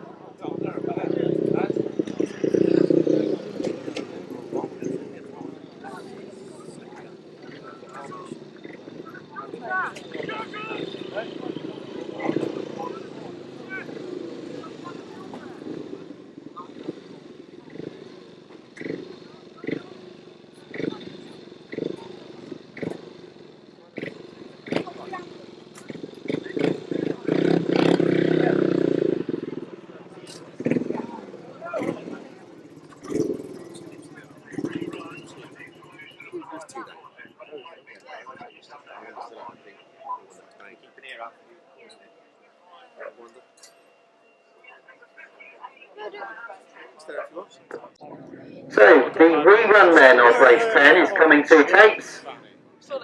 So we've got Cameron Taylor, Jason Prynne, Will Thirlby, Max Broadhurst, Alfie Botel, Jordan Derrick and Jack Roberts, and of course no James Laker after that incident. So I can see 6 riders over on the start line, so away we go. And Alfie Botel has made a good start once again. So it's Alfie Botel who leads. Jack Roberts is there on the outside of him. He's right on his shoulder. So Alfie Botel will he be wise to what Cameron Taylor did? He certainly is. He held the lead this time. It's Alfie Botel who leads. Cameron Taylor and Jack Roberts are absolutely together as they go past Jack in that second and third. Jack Roberts is coming round the outside of Cameron Taylor. The fight's on for that second place. And whilst they fight each other, Alfie Botel's able to get away. So Alfie Botel's gone incredibly well. And he's allowing Cameron Taylor out the inside of him. Not the strength of Alfie Botel. So now Cameron Taylor's gone first to Alfie Botel's chasing him down the back straight. Jack Roberts has dropped away a little bit in that third place. So one more lap to go here. Cameron Taylor is tidy on that inside line. And Alfie Botel's second place, and will he try and chase down Cameron Taylor in this last lap? Then Taylor looks very, very quick in front. He's pulled the gap now on Alfie Botel. So round the bend for the final time, Cameron Taylor keeps it steady. He's going to take the win. It's 1-1 Cameron Taylor, he takes the win. Alfie Botel finishes second. Jack Roberts third. A little way back here for Jason Prynne, who will finish fourth ahead of Will Thirlby in fifth. Max Broadhurst is the rider, will finish sixth. They listen to the clerk of the course, didn't they?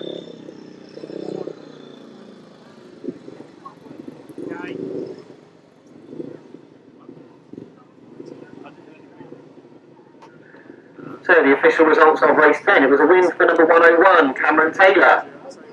Second place, number 202, Alfie Botel. Third place, number 474, Jack Roberts. Fourth place, number 125, Jason Prim. Fifth place, number 71, Will Falvey. And sixth place, number 58, Max Broadhurst. The winning time, 1 minute 14.11, 1 minute 14.11. So that completes the first set of rides for all of the riders. Now we move back to race 11, it's the 1000cc right-hand sidecars, and we have got in this one Neil Owen and Jason Farwell. They will go off gate 1 in this one, and not in race 12. We've got nobody in gate 2. We'll have nobody in gate 3 either, because Andrew Minard was due to be in there. Steve Smith and Gareth Little in gate 4.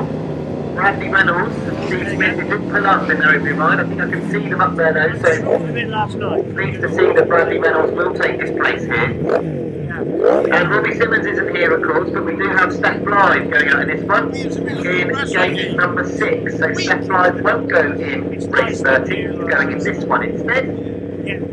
To keep the numbers of the riders in each heat even. So, Steve Smith, Frankie Reynolds and Steph Blythe are the 4 outfits to go for race 11, leg 2 of the 1000cc sidecars. Okay, take back away they go, Neil Owens with it.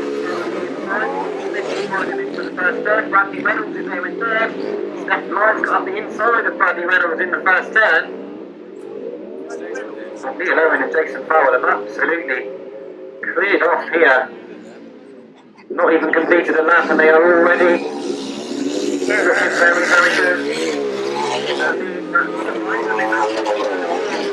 The changes because Steph Blythe's come up the inside of Bradley Reynolds, and now Bradley Reynolds switches back up the inside. It's getting very close for that third and fourth. So Bradley Reynolds thinks about having a look at the inside of Steph Blythe, but he knows that this corner is difficult to exit. Steve Smith's gone wide and Steph Blythe, Steve Elliott has problems exiting the turn. So the bike's come to a stop, the yellow flag lights in the middle of the circuit. So he'll try and push the machine out of the way. And in the meantime, Steph Blythe has got himself into second, so lots and lots of changes for second, third and fourth. One more up there for Neil Owen and Jason Farwell, who are convincingly winning this one.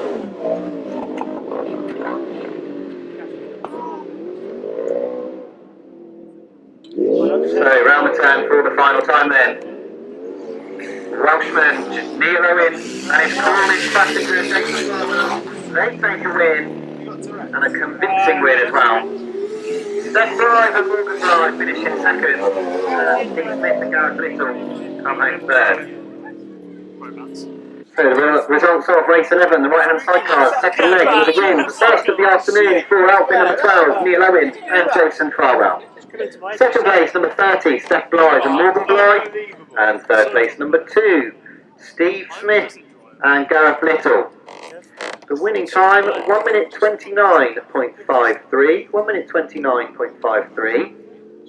So a first and a second for Neil Owen and Jason Farwell. That will make sure they are right up the top of the points chart. So race 12, we've got no Neil Owen in this one. Of course, he was due to go in gate 1, but he went out in race 11. And we've got no Will Penfold in gate 6.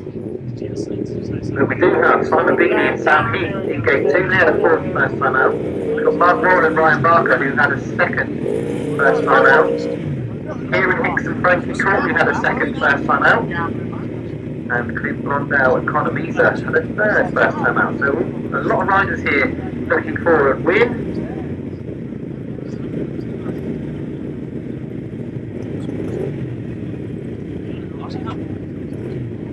There you go, perfect.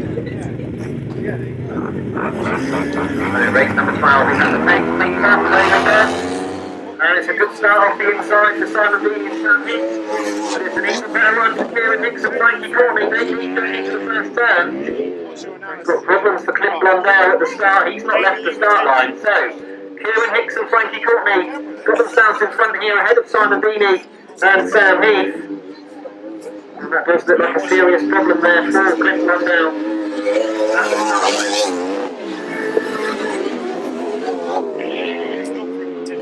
So, Kieran Hicks and Frankie Courtney getting away here nicely. And Mark Warren and Ryan Barker, they're going to be trying all sorts of lines to try and get past Simon Beanie. There's no way you're going to get Simon Beanie off the inside legs. So if Mark Warren is going to challenge Simon, he's going to try and go around him.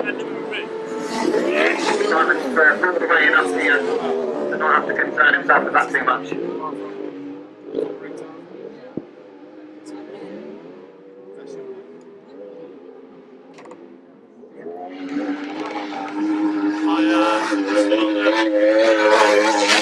One more left to go here then for Kieran Hicks and Frankie Courtney.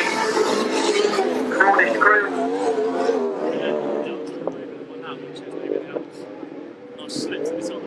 Head off Simon Beanie and Sam Heath in second, and Mark Warren and Ryan Barker. Picking up lots of points here, Mark Warren. The win for outfit number 78. 76, Simon Beanie and Sam Heath finished second. Mark Warren and Ryan Barker finished third. So the results of race 12, it was a win for number 78, Kieran Hicks and Frankie Courtney. Second place, number 76, Simon Beanie and Sam Heath. And third place, number 306, Mark Warren and Ryan Barker. 1 minute 29.86 the winning time, 1 minute 29.86. So we carry on the right-hand sidecars with race 13. And we have got Ryan Partridge here and Kevin Jones coming off of the inside gate here. Terry Saunters and Liam Brown, of course, they finished second to Mark Cossar in their opening ride, so they've yet to put together a win. They're in gate 2, but gate 3 is occupied by Matthew Moore and Andi Wilson. They did win their opening ride. Will Offen and Ricky Pay are in gate 4. And we've got Pete Shaw and Alan Hoskin off of gate number 5 here. No step driver at all, he was out in race number 11.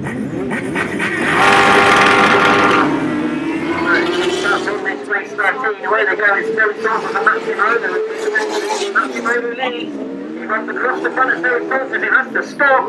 It's Matthew Moore who made a brilliant first turn there. He leads up the back straight, Terry Saunters and Liam Brown in that second, but Offen's not too far away in that third.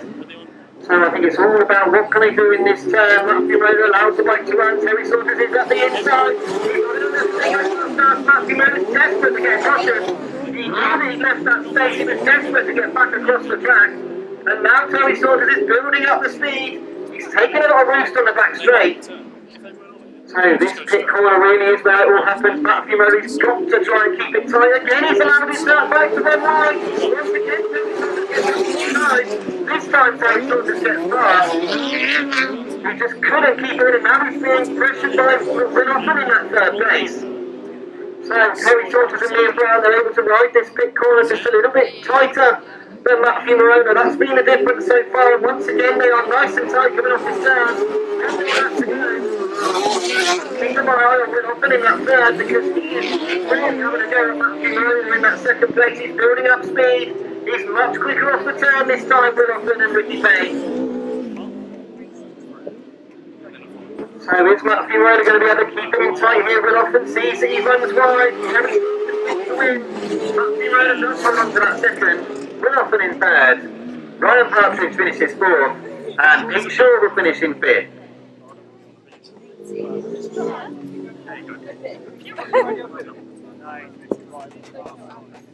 The results of race 13, it was a win for number 24, Terry Saunters and Liam Brown. Second place, number 15, Matthew Fumarola and Andi Wilson. Third place, number 80, Will Offen and Ricky Pay. Fourth place, number 514, Ryan Partridge and Kev Jones. And fifth place, number 375, Pete Shaw and Alan Hoskin.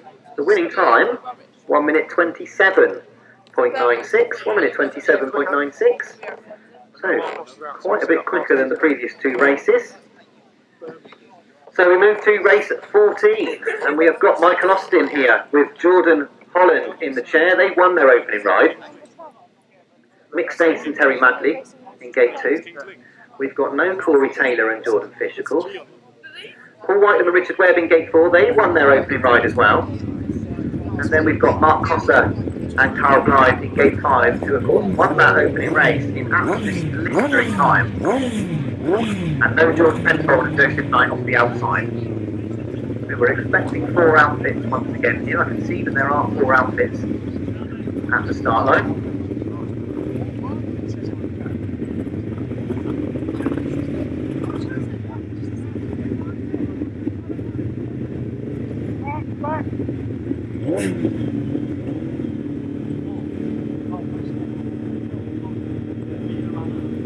So here we go then, race 14.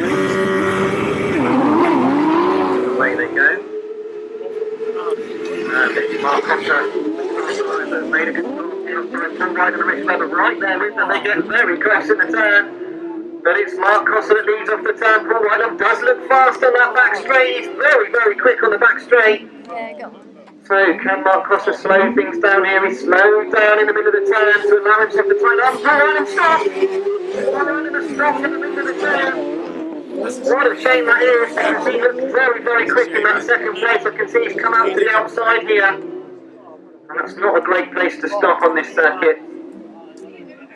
So hopefully all of the riders can see that his outfit is stricken there on the outside. So we will run the yellow flag on this top corner to the end, I would imagine, because they can't move that machine. So the riders are very spread out here, Mark Cossar and Carl Blyth.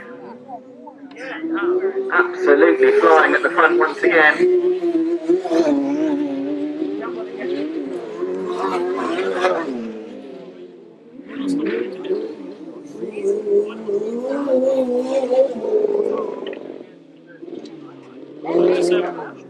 So round the corner for the final time, it's going to be another win here for outfit number 37, Mark Cossar and Carl Blyth. 991, Michael Austin and Jordan Holland finishing second, and 18, Mick Stace and Terry Mudley will pick up the points for third. So the results of race 14, it was a win and a second of the afternoon for outfit number 37, Mark Cossar and Carl Blyth. Second place, number 991, Michael Austin and Jordan Holland. Third place, number 18, Mick Stace and Terry Mudley. The winning time, 1 minute 26.36. 1 minute 26.36. So despite that yellow flag, despite looking like he was riding cautiously, he's still comfortably the fastest time of the second leg.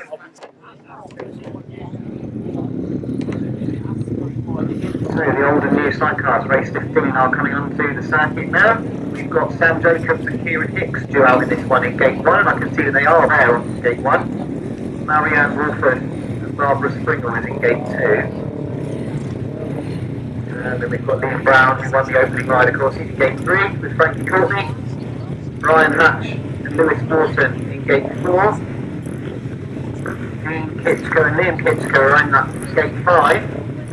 And then we've got Herman Paul and Ash Pearce off the outside.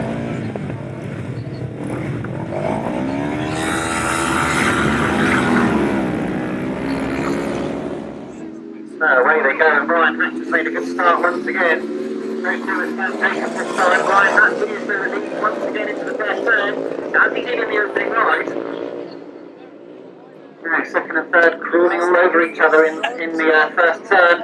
But it's Brian Hatch and Lewis Morton that lead. Now Liam Brown was able to get the better of Brian Hatch in the opening ride. He's going, trying to go round the outside. Brian Hatch has seen him there, and he's run across the front of him. Up down, and Liam Brown is clearly faster than all over the back of Brian Hatch. Right down the back straight they go, Brian Hatch and Lewis Morton. Can Liam Brown find a gap up the inside? He's going to have a go round the outside once again here. He's dove round the outside. Brian Hatch can see him there. He's going to run him wide. Liam's gone right round the outside. It's incredibly close. Liam Brown is going right round the outside of Brian Hatch. He's coming back up the inside going into this turn. Sam Jacobs has slotted in nicely in that third place. So now Liam Brown has got past Brian Hatch. He's starting to get away from him. So So, some good racing there from Liam Brown and Frankie Courtney. One more lap to go.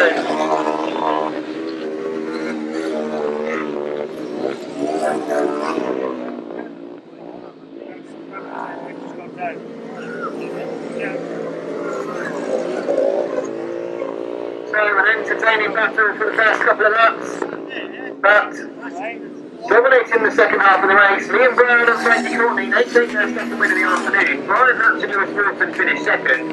Sam Jacobs and Kieran Hicks finished third, ahead of Herman Paul and Ash Pearce. And Marianne Wolford will pick up this fifth place, with Dean Kitcher in sixth.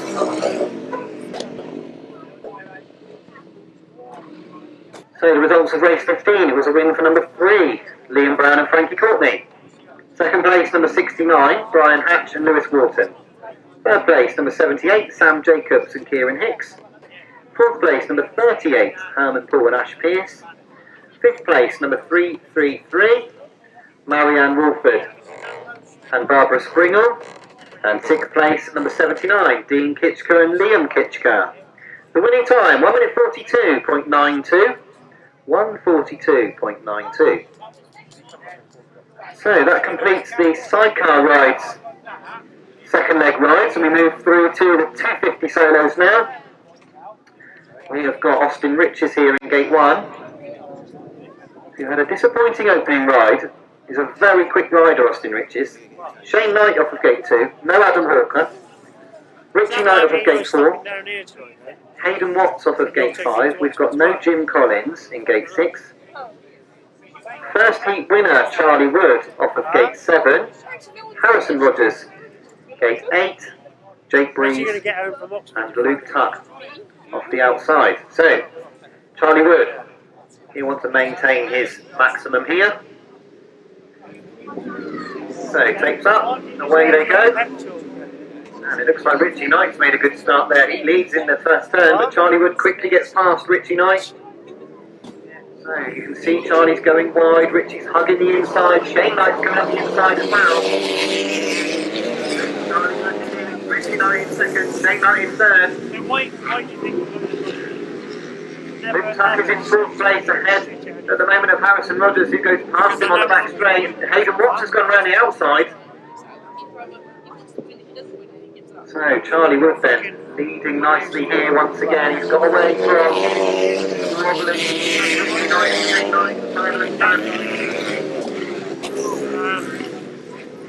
I'm quickly looking at Hayden Watts there and Harrison Rogers. They are two very quick riders there in fourth and fifth. They'll be having a look at Richie and Shane Knight because they're squabbling away over that second and third. But at the moment it doesn't look like either Hayden or Harrison can get close enough to them. Another lap to go then. Charlie Wood's really got this one thrown up, but certainly Richie and Shane are still having a family feud over that second and third. As they go down that back straight at the moment, father is in front, but now son attacks on the back straight. So Charlie Wood has gone incredibly wide here on this last turn. He does take the win, and it's Richie Knight who picks up the second, Shane Knight in third, Hayden Watts fourth, Harrison on his fifth, close on the line for 6 and 7. No, people say on second place and first last.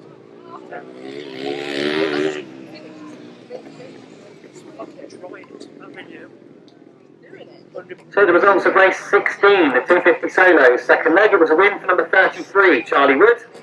Second place, number 229, Richie Knight. Third place, number 339, Shane Knight. Fourth place, number 41, Hayden Watts. Fifth place, number 108, Harrison Rogers. Sixth place, number 46, Austin Riches. Seventh place, number 40, Jake Breeze. And eighth place, number 89, Luke Tuck. The winning time, 1 minute 26.71. 1 minute 26.71. So, race 17 is at the tapes, 250 solos, away we go. Hayden Arthur's made a much better start this time. It's David Knowles once again who leads. Carl Bedingfield's gone in after him. Tim Griggs in third. Hayden Arthur's made a much better start. Mark Hedling's gone over. Oh, Hayden's still. So, Mark Hedling went over the right side there. In the middle of the turn, the red flags are out. Someone's on the floor over there. I thought it was Aidan Adolf. So it did get very, very close between 3 or 4 of the riders there, and I think Mark Headling's just caught a back wheel there.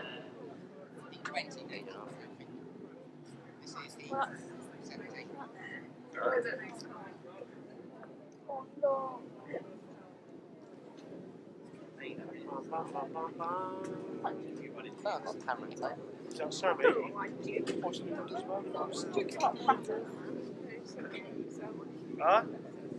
Oh, I don't see that. It's a wink here. Lady. Well, we've been a pony of this, so. It's funny. So a shame to see Mark not looking too happy with things over here, as the rerun of race 17 comes to the line without him.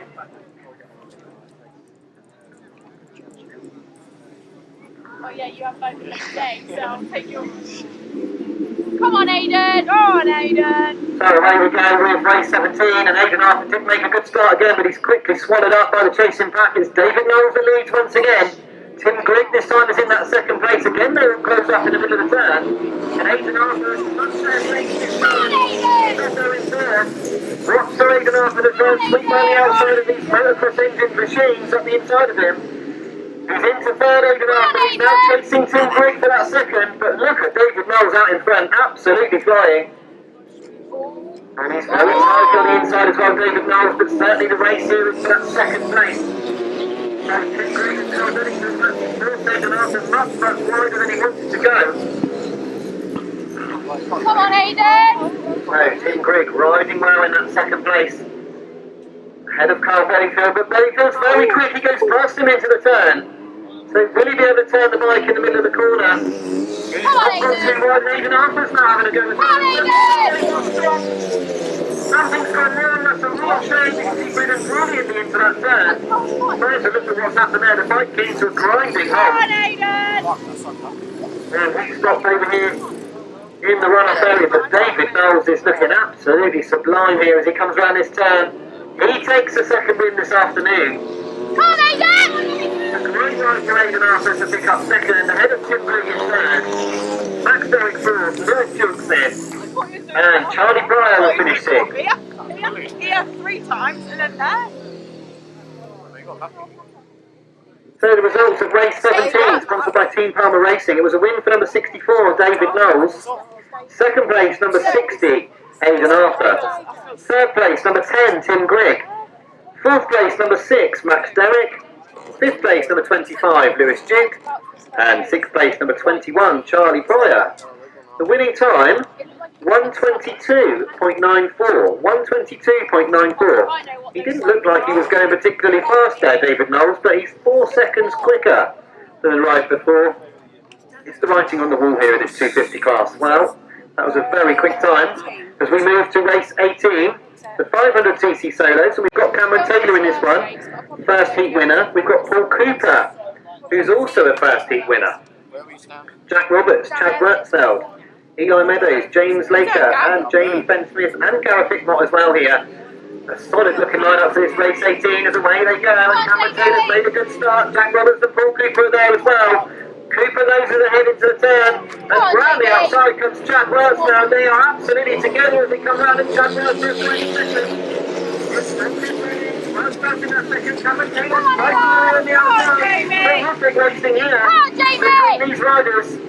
Paul Cooper's made a gap between himself and Chad Wurtzfeld in first and second. Cameron Taylor really fast going into the turn, he's allowed Jack Roberts to go past him.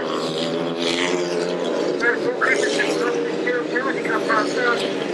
So that will unbalance him a little bit. Keep an eye on Paul Cooper in front because he is going to be a bit unbalanced without that steel shoe on his left foot.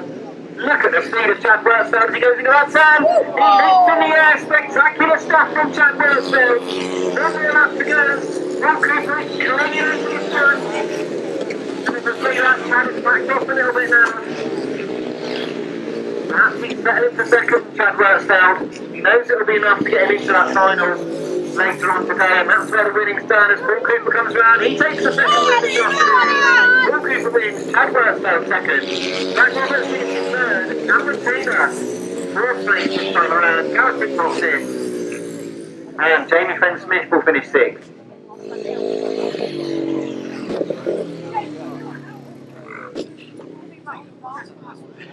thought, oh no, you're going to come on. And then I hit a bump going into that one I there. thought he was going to turn it into There was chain. So the results of race 18, the fastest time of the day. So he was not hanging about there. It was a win for number 11, Paul Cooper. Second place, number 69, Chad Wertsfeld. Third place, number 474, Jack Roberts. Fourth place, number 101, Cameron Taylor. Fifth place, number 17, Gareth Hickmott. Sixth place, number 32, Jamie Fenn-Smith. Seventh place, number 84, Eli Meadows. And that fastest time of the day, 1 minute 10.78. 1 minute 10.78. That's the quickest anyone's gone around here so far this afternoon.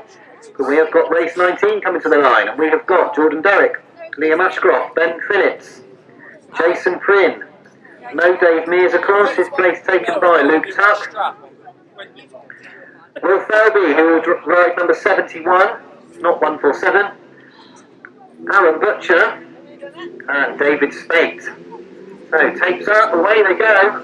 And Alan Butcher's made a good start. He had a disappointing opening ride, of course. He's had a good start here.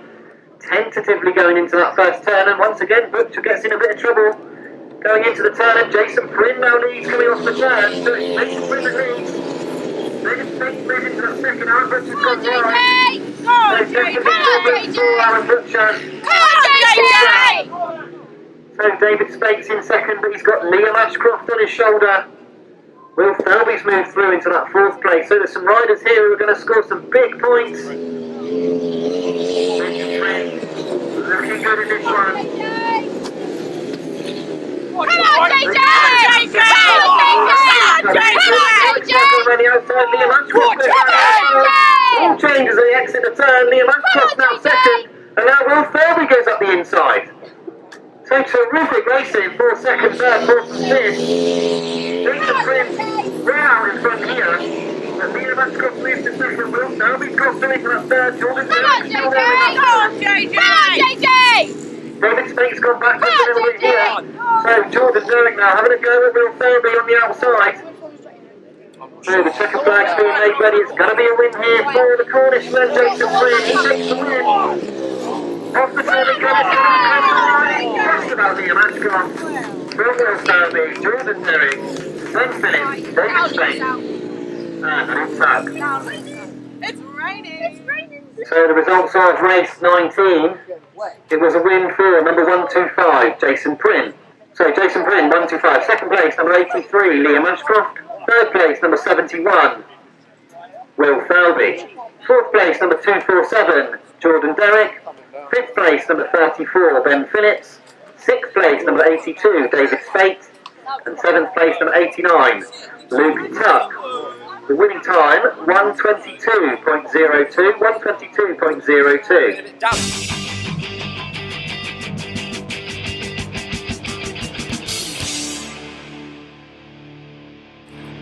The clouds will pass quickly. We'll get on with things as quickly as we can here as we've got race 20 out of the distance will be affected here as away they go. Alfie Botel's made a good start. Charlie Powell just noses in front going into that turn. It's going to be a little bit slippery in there with this rain, that's for sure. Alfie Botel's up the inside. Charlie Powell's in here. Alfie Botel in second. Mickey Simpson's third. He's got Luke Howard going up the inside of him. Go on, Callum. So Charlie Powell looking very impressive today. He won his opening ride comfortably, but Alfie Botel looks fast in that second place. It has got slippery. You can see how wide Alfie Botel's start. He's got Mickey Simpson not too far behind him in that third place.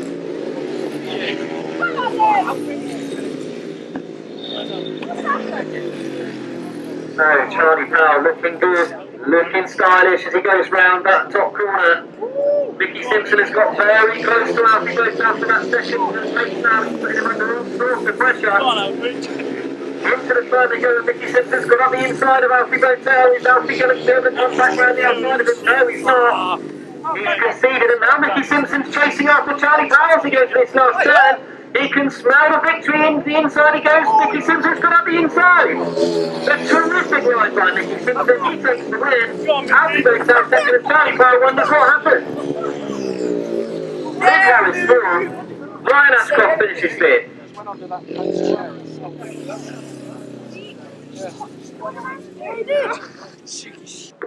So a dramatic end to race number 20. It was a win for number 87, Mickey Simpson. Second place, number 202, Alfie Botel. Third place, number 92, Charlie Powell. Fourth place, number 26, Luke Harris.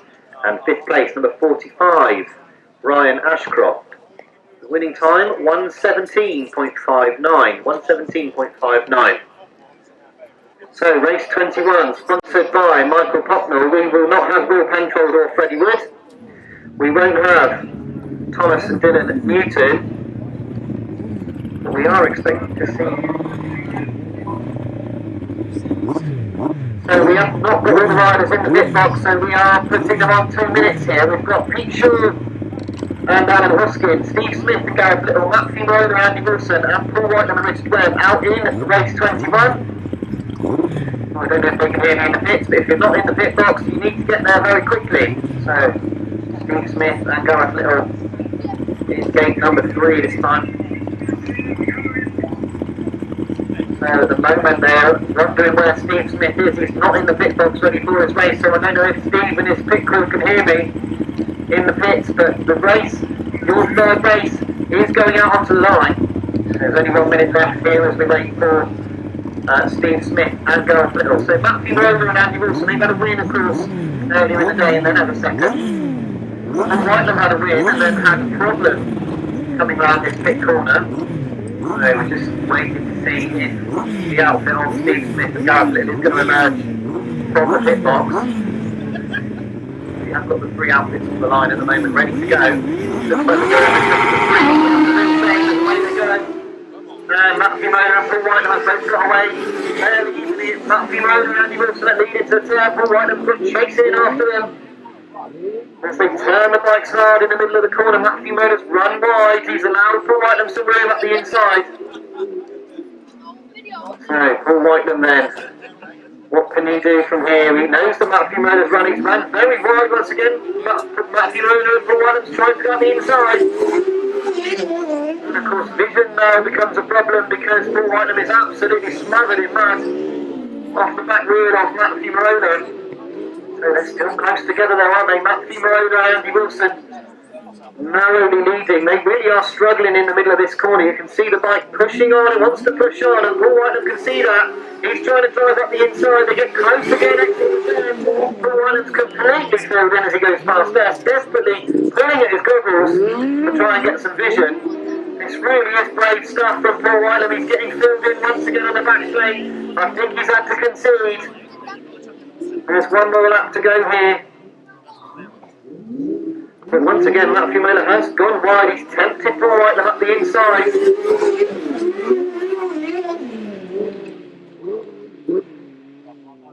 So 1 more lap to go here as Paul Whitelam and Richard Webb drop off a little bit here. Second place here will be good points for them, but they did drop that ride. That could be costly for them. They dropped that second ride, of course. So for the final time, it's going to be a win here for Matthew Motor and Andi Wilson. They take the win. Paul Whitelam finishes second.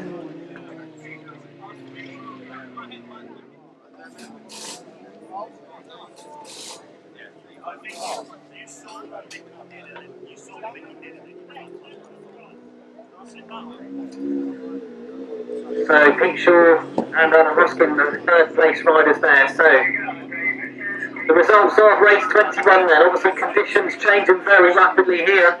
It was a win for outfit number 15, Matthew Motor and Andi Wilson. Second place number 92, Paul Whitelam and Richard Webb. Third place number 375, Pete Shaw and Alan Hoskin. And the winning time, considerably slower than what we've seen so far today due to the conditions. 141.48. 141.48. Clint Blondell is due to be in gate 4 in this one, replacing George Penfold. Simon Bealey is in gate 5 and Terry Saunters is in gate number 6. So you can see the clerk of the course very keen to get on with things here. We've got 3 outfits at the moment. It doesn't look like we've got Clint Blondell on the line. And I know that Clint is parked right next to the pit box, so he did stop in that last ride, so perhaps Clint with problems. That means that we've just got the 3 outfits here. So Terry Saunters with a win and a second so far. Simon Beanie's had a second and a fourth. And McStace dropped the ride. And then had a third. So Terry Saunters is coming into the line. McStace has had problems, so the problems there for McStace.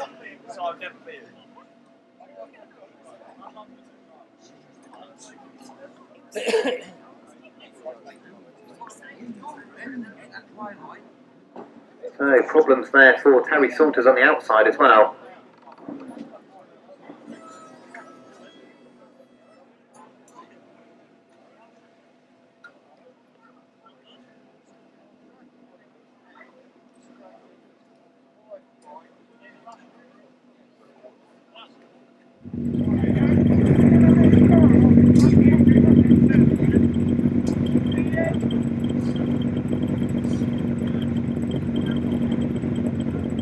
So here we go then, race 22, and obviously Terry Saunters off the outside does make the best of the starts. Terry Saunters and Liam Brown followed by Terry Saunters completely sideways going into the turn. It's got very, very slippery down there, you can see as they struggle around the turn.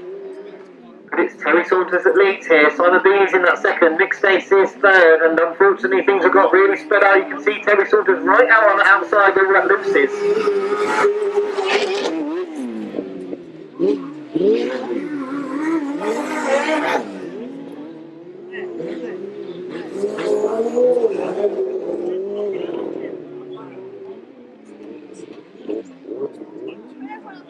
So Terry Saunters comes round, and just as he comes round, we just thought we were British weather that we've been having, and once again it's dealt us a hand here. We can only hope that this rain passes and we can get the circuit back to where it needs to be for the remainder of the meeting.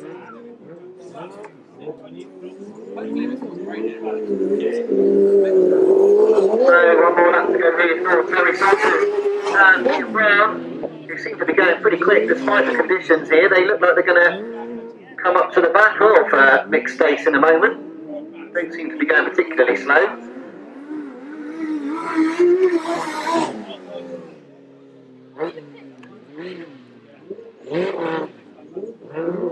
So round the turn for the final time. It's a win for Terry Saunters and Liam Brown. They take the win in heat in race 22.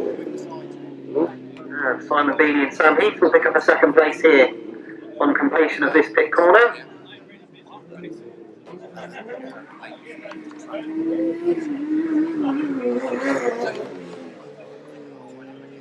And having completed 3/4 distance, McStace will pick up the third. So the results of race 22. It was a win for 24, Terry Saunters and Liam Brown. Second place, number 76, Simon Beanie and Sam Heath. And third place, number 18, McStace and Terry Madley. The winning time, 1 minute 41.22, 1 minute 41.22. Race 23, the right-hand sidecars. And we have got, in this one, no Andrew and Michelle Minard, of course. Bradley Reynolds and Steve Smith are in gate 2. Kieran Hicks and Frankie Courtney in gate 3. We've got no Cliff Rondell, he should have gone in the last one. We've got Steph Blythe and Morgan Blythe in 5, and Ryan Park off the outside in 6. So we've got 4 outfits in this one.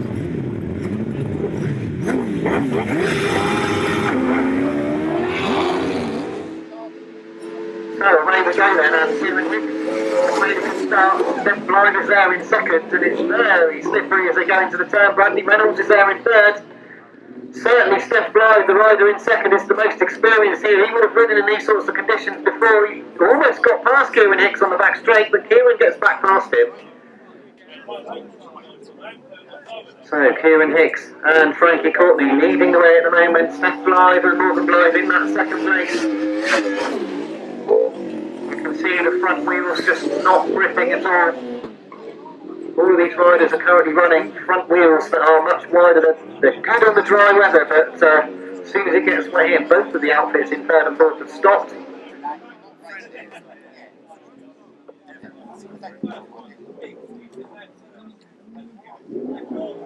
So Kieran Hicks and Frankie Courtney right out on the outside, try and turn the outfit as little as possible. The bigger you can make the corner, the less you have to turn the machine, the less likely you are to overturn the machine.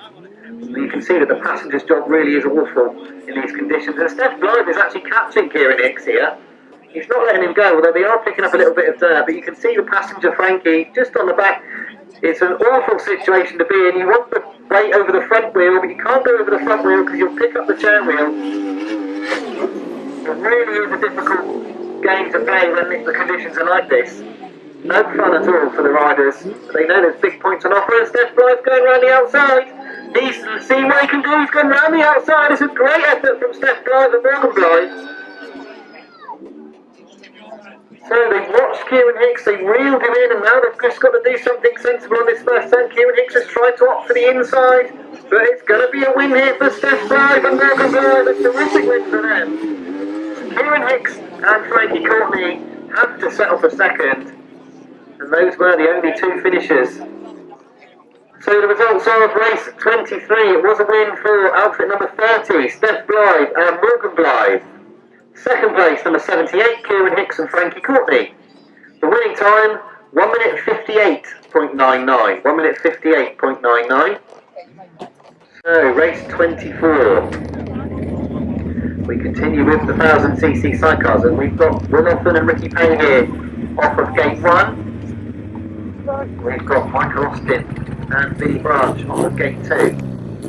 We have got Mark Cossar and Carl Blythe off of gate 3. Ian Owen and Jason Farwell off of gate 5, and Mark Lauren and Ryan Barker off of gate 6. And I know that we're all feeling a bit wet and damp and miserable out there, but we do know that this driven, it does like it when it gets wet out there, and he's up against Mark Cossar here. Perhaps this could be the great leveller. Michael Austin and Vinnie Branch as well have been in amongst the points. Will Often and Ricky Pay have had 2/3 so far.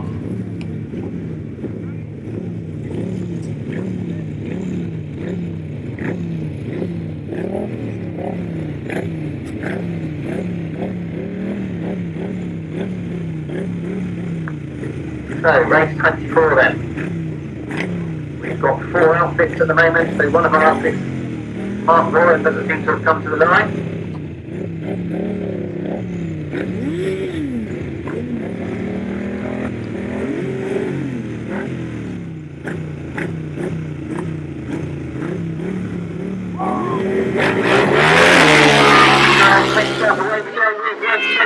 This is going to be interesting in these conditions.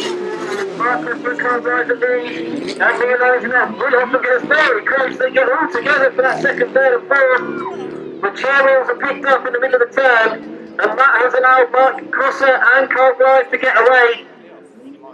So Neil Owen and Jason Farwell in that second place. Look at Mark Cossar, he doesn't look like he's slowing down much at all, does he, as he goes wide off the turn. Neil Owen took an awful lot of moves in that opening lap. Michael Austin and Jordan Holland in that third place, and they've all spread out here.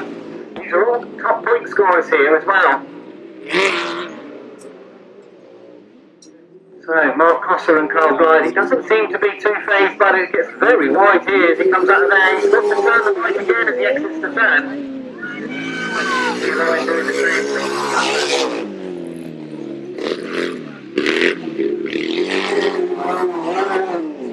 So it'll be interesting to see what will happen here. The rain is starting to ease, so the track will start to dry. Now in previous years, what happens on the right-hand side car, so you don't put a 21-inch spiky front wheel in, but I've been told that a lot of the riders don't like using 21-inch front wheel, especially on these machines with the slung-out front end. Certainly 10 or 15 years ago, the 21-inch front wheel was a really order of the day in these conditions, but it'd be interesting to see if any changes are made moving forward. Mark Cossar is coming round to take the checkered flag for his third time this afternoon. He's lapped Will Often for that, at the end of that race. Ian Owen is the rider in second, number 12. Michael Austin and Jordan Holland are negotiating this turn. They're going to come third. That's outfit number 991 for the benefit of the lap scorers. You can't read that. So the results of race 24, it was a win for 37, Mark Cossar and Blyth. Second place, number 12, Neil Owen and Jason Farwell. Third place, number 991, Michael Austin and Jordan Holland. And fourth place, number 80, Will Offen and Ricky Pay. The winning time, 1:38.71, 1:38.71. So that's 20 seconds quicker than the previous race. So I reckon that might be drying out. Either that or Mark Cossar is some sort of robot. I'm not sure what. 1:38.71, absolutely remarkable from Mark Cossar and Blyth. So that completes the third leg ride of the right-hand sidecars, and the rain has started to relent. So hopefully it's all dry and plain sailing from here. We have got Brian Hatch in this one. He wasn't due to be out in this one, but he is in this one. All of the new sidecars are going in every race. So Brian Hatch and Lewis Morton off of gate 1 this time. And of course he's been making some brilliant starts and making Liam Brown work very, very hard. Looks like we've only got 3 outfits at the moment. I can now see Liam Brown coming into line, so just the 4 outfits at the moment.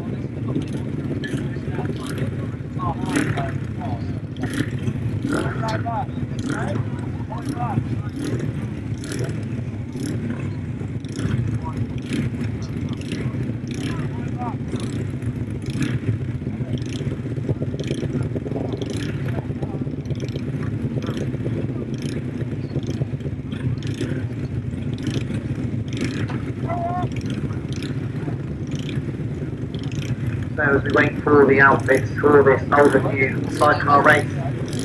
Thank you and well done to all of you for braving the elements here.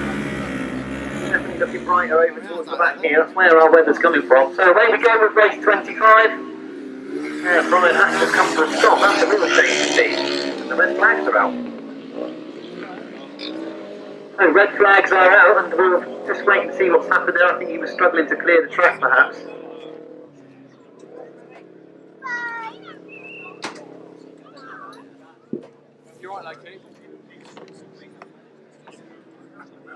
So a bit of confusion here because we certainly saw a red flag down this bottom turn, but they've all carried on.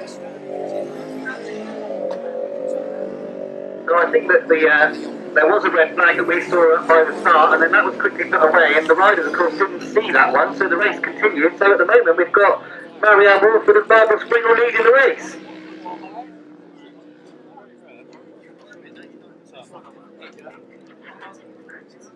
So now Liam's coming past. What is the problem then? Why did you finish the best race stop? Oh, sorry. Sorry. Adrian. Confusion in here. We have worked out that it's Liam Brown that's leading at the moment, but he's a lap ahead. Both outfits have decided to come to a stop in the corner. It's not even a yellow flag. Both facing the wrong way. Adrian, Russell's just called me. They have managed to clear the track in time, and in all of that caper, Liam Brown and Frankie Courtney are going to take their third win of the afternoon. And they're the sole survivors as well, so Liam Brown takes the win. Well, I have to say, that's one of the most bizarre races I think I've ever commentated on. Collarbone, no, it's well, easy to that score. The win was number 3. Rotator cuff. Liam Brown and Frankie Courtney, I think we're all agreed. Ride or something rather. He takes the win. Yeah, I know. It's no other finishes. And it took him 2 minutes, 13 seconds, 06. 2:13.06 is the time. So we break the 2 minute barrier for the first time. And we wait for the 250 solos. We wait for them to come to the line. First corner. First corner.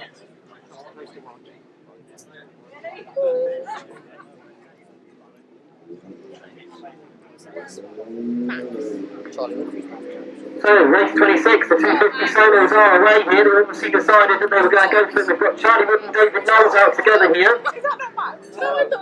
Yeah, Charlie Wood led into the turn. Charlie's thrown the machine completely sideways in the turn, and David Knowles now leads.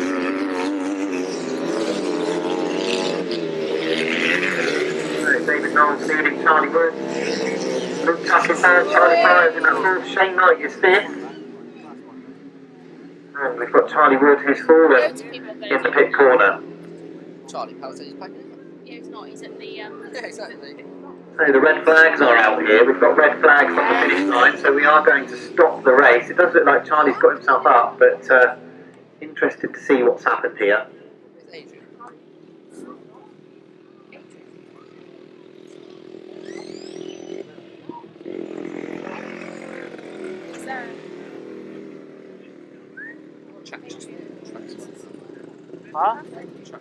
So just awaiting news from the track.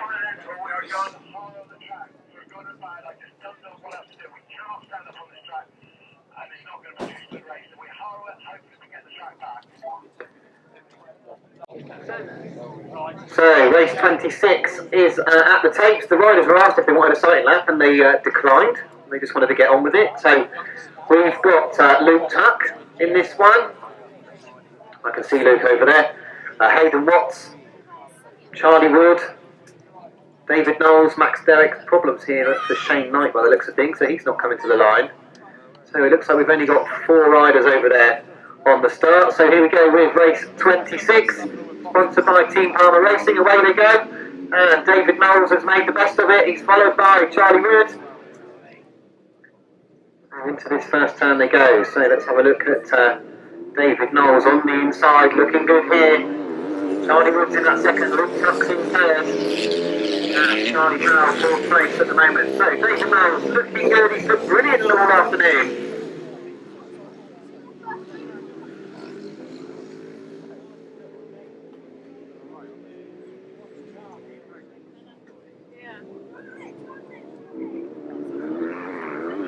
So David Knowles, long distance traveller, down from Yorkshire. Looking good once again here. Charlie Wood, absolutely no answer to him in that second place.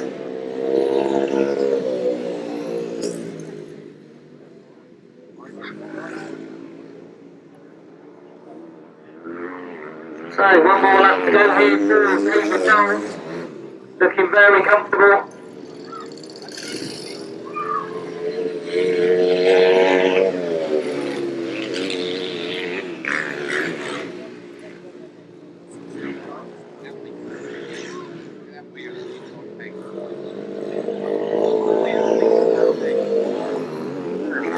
Flag. 3 wins out of 3 for David Knowles this afternoon, and it's the first time that Charlie Wood has been bested and he's fallen in the turn.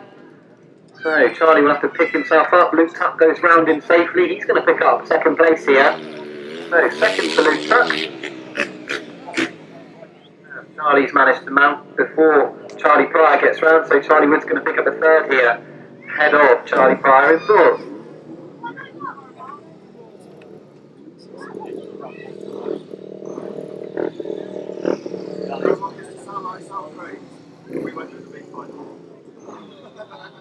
So the results of race 26, it was a win for 64, David Knowles, 2nd place 89, Luke Tuck, 3rd place 33, Charlie Wood, and 4th place 21, Charlie Pryor. The winning time 126.70, 126.70. So now we'll have a new winner in race 27. None of these riders have managed to win a heat so far today. So we've got Harrison Rogers, Jake Breeze, Aidan Arthur, Austin Riches, Richie Knight, Tim Grigg, Carl Bedingfield, Lewis Duke, and we're not expecting Mark Hedling in gate 9 because he's injured himself in that nasty fall earlier on today.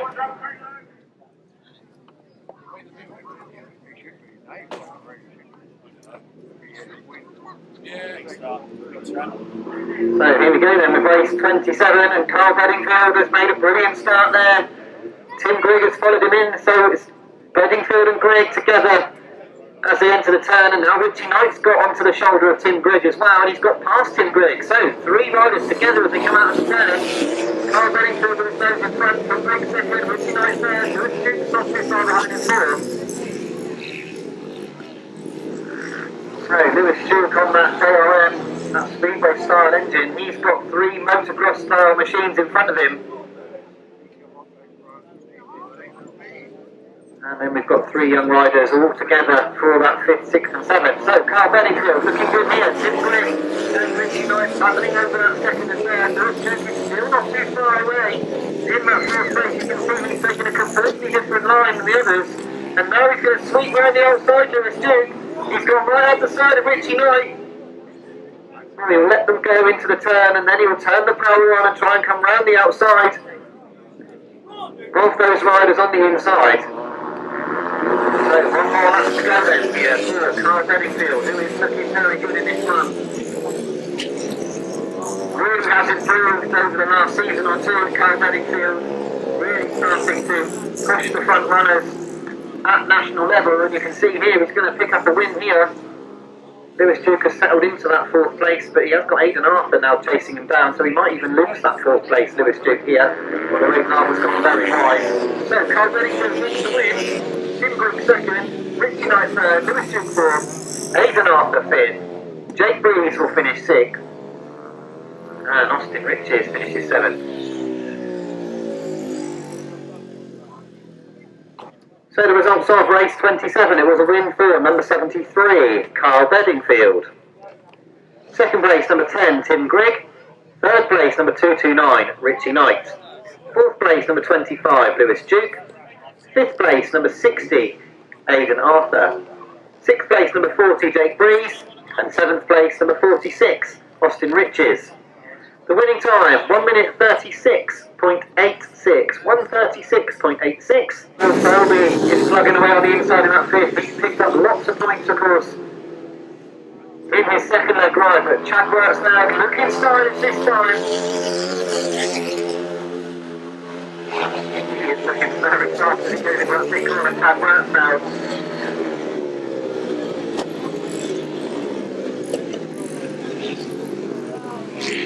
So we're ready, the last lap flag going out here. Third Works now. Second place in Bantasia 2. He really does like this circuit. You can see he's loving it around that turn at the moment. Jordan Dash is about to be overtaken, I think, here by Cameron Taylor. And it's going to be a win here for Chad Works now. He takes the win. Cameron Taylor's going to pick up a very handy second place here.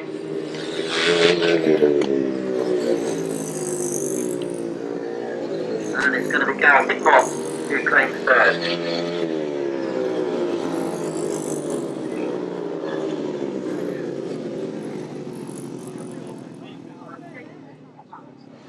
So the results of race 29, it was a win for number 69, Chad Wortsfeld. Second place, number 101, Cameron Taylor.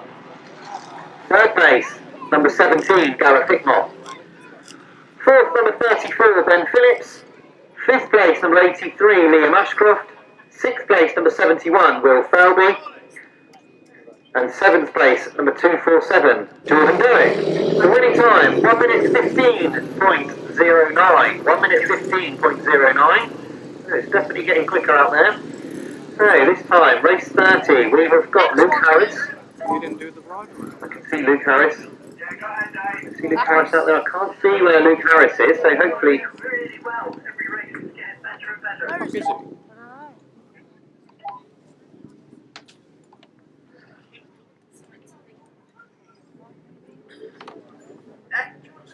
So we should have Luke Harris, Eli Meadows, Alfie Botel, James Laker, Jack Roberts, Mickey Simpson, Luke Tuck and Ryan Ashcroft. I counted 7 bikes. I'm not sure if I saw one of our riders out there.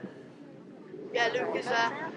Oh, you didn't do the ride. I think it's Luke Tuck who's not come to the line. So we have got the other seven riders. Takes up on race 30. Away we go. Alfie Botel's made a scorching start. He leads into the first turn. Jack Roberts is there in second. Luke Harris is in there in third, and Mickey Simpson is in fourth, and Jack Roberts has straightened up. Once again. Luke Harris is in that second place, Mickey Simpson third, Ryan Ashcroft has gone through to fourth, and Jack Roberts has got problems there as he pulls off. So Alfie Botel in the lead here, looking good here.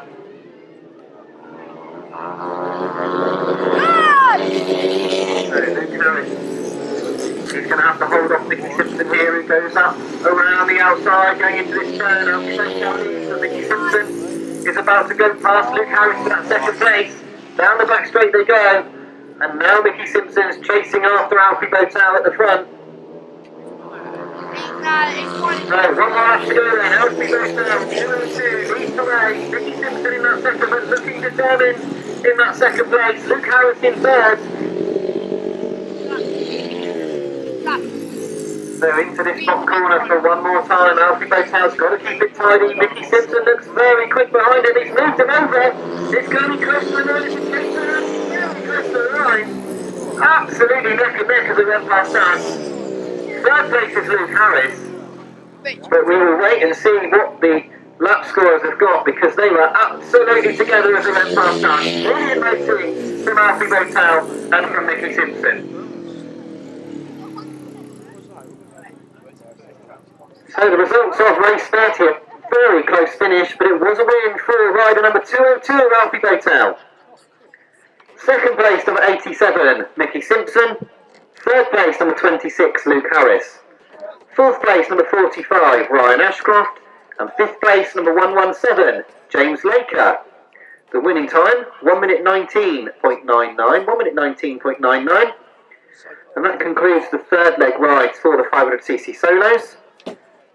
We've got Claire in the box here working hard at the points. We'll get you the qualifiers for the finals as quickly as we can, so that we know who's going in each race. Riders in the pits or mechanics or pit crew, make sure you're listening out after this race, because we will get those qualifiers for the finals out as quickly as we can, so that we can press on with this meeting.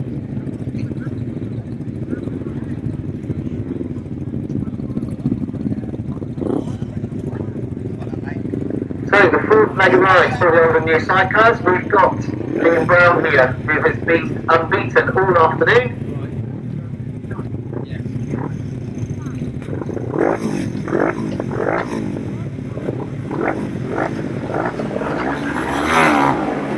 So takes up, away they go, and it's good to see that Sam Jacobs has made the start here.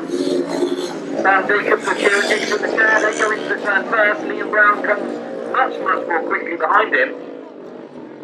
Good luck, mate. So up the back straight they go. Sam Jacobs, he's found a little bit of wheel spin off the turn, and Liam Brown's got plenty of drive. He goes past Sam Jacobs going into that turn.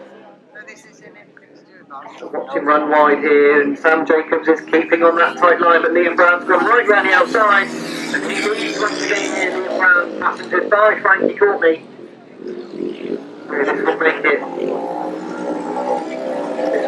4 out of 4, of course, for Liam Brown. Bit of a battle going on for third and fourth by the looks of things at the moment.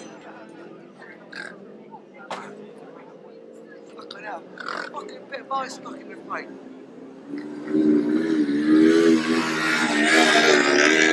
Oh, Liam.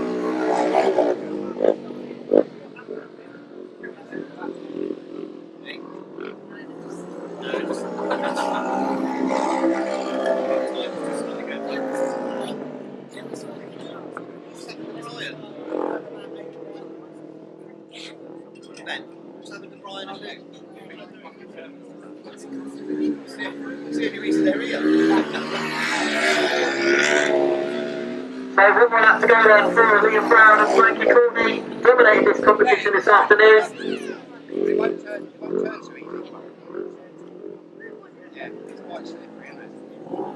So Marianne Wolford and Herman Paul having a right big one at the back here for third and fourth, as Herman Paul goes past Marianne Wolford for third and fourth.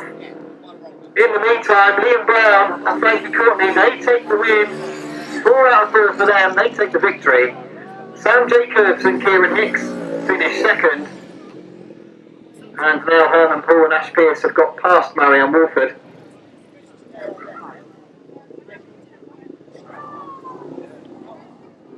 And it's Herman Paul that finishes third, ahead of Marianne Wolford in fourth.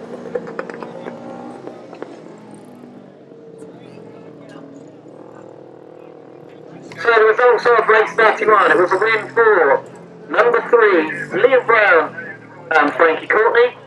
Second place, number 78, Sam Jacobs and Kieran Hicks. Third place, number 38, Herman Bull and Ash Pearce. And fourth place, number 333, Marianne Wolford and Barbara Springall. The winning time, 1:59.53, 1:59.53. So the B finals, the consolation finals here at Bantasia. This really is just a consolation for these riders. Lots of these riders come an awful long way to race their motorbikes, and to give them this extra ride, or the incentive of this extra ride, it does mean a lot to the promotion. And these riders have certainly earned this fourth leg ride, or this fourth ride here. The winner does not go through to the A final. Lots of places do a system where the winner of the B final progresses. That's not what we're doing here. This is purely an extra ride, a consolation ride for all of these runners. So Simon Beanie and Sam Heath are on the circuit. They had the first choice of gate. Will Offen and Ricky Pay are onto the circuit too. Paul Whitelam and Richard Webb. Disappointed, of course, to have had that problem earlier on today. Otherwise, almost certainly would have been in the A final. Nick Stace, Terry Madley. Doesn't look like we've got any more outfits. I think we've only got the four, so no Steve Smith here and no Mark Warren.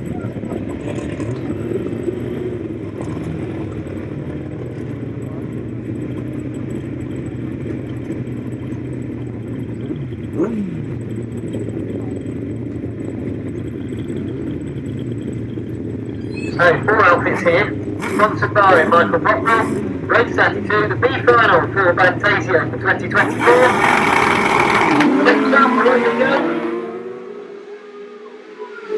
And it's Paul Whitelam. That make a great start leading to the first turn. Will also find them in there. Simon Beanie and Sam Heath are in third. Right, Paul Whitelam and Richard Webb here. No doubt wanting this extra ride on this brand new bike, and as they come round this turn, I can see that Paul Whitelam has opted for that skinny little win. Earlier. I think Stacey seems to have done the same in front. So Paul Whitelam and Richard Webb at the moment, it's working for them. So fairly spread out at this point, Paul Whitelam and Richard Webb. This will effectively give them 7th place overall meeting.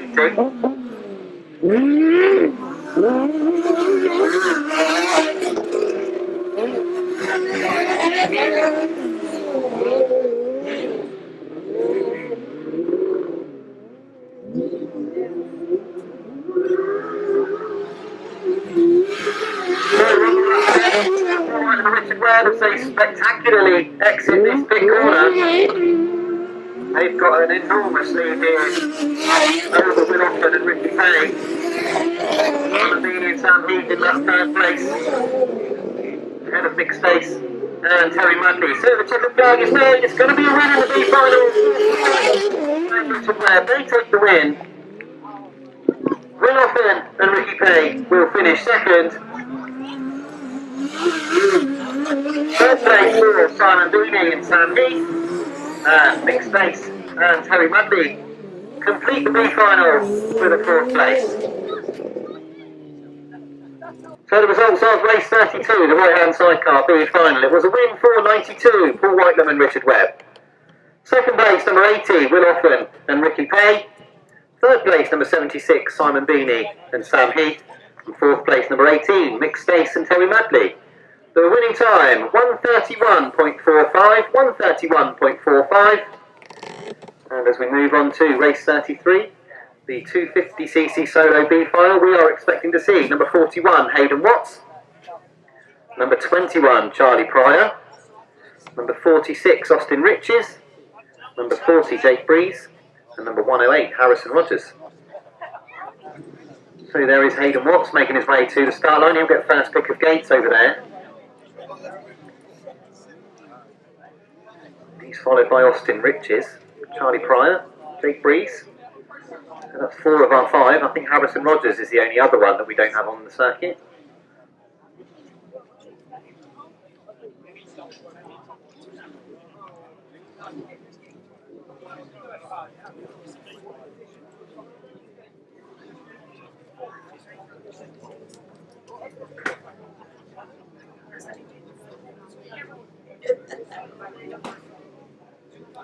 So here we go then, the B final for the 250 solos. Again, just a consolation for these boys.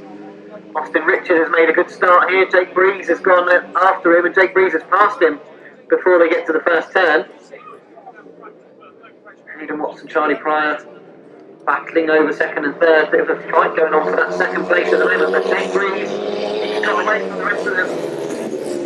Now Hayden Watts has gone in after him. So, 4 riders here, 4 young riders on similar equipment, and Hayden Watts goes round the outside. He's gone right round the outside of Jake Breeze to lead down the back straight and lead into the turn, although he's lost the front wheel a little bit going into the turn. That's meant that he's gone very wide, and Jake Breeze is able to get up the inside, but he's not fast enough. Hayden Watts has maintained that lead. Austin Rich is in that third place.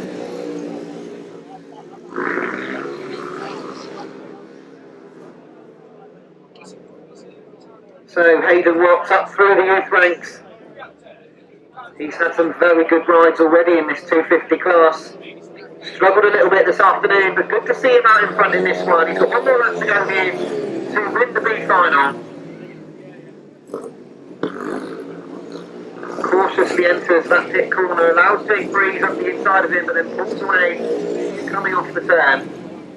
Austin Richards has stopped in the pit corner, which ends a torrid day for Austin Richards, really, but not a torrid race here for Hayden Watts. He takes the win. Jake Breeze finishes second, and it will be Charlie Pryor who finishes third.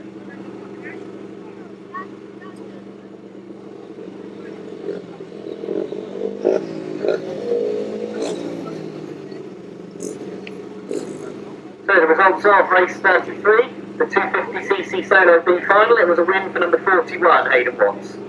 Second place, number 40, Jake Breeze. And third place, number 21, Charlie Pryor. The winning time for the B final, 1 minute 36.56. 136.56. So, Liam Ashcroft, Ryan Ashcroft, and Will Selby all at the tapes.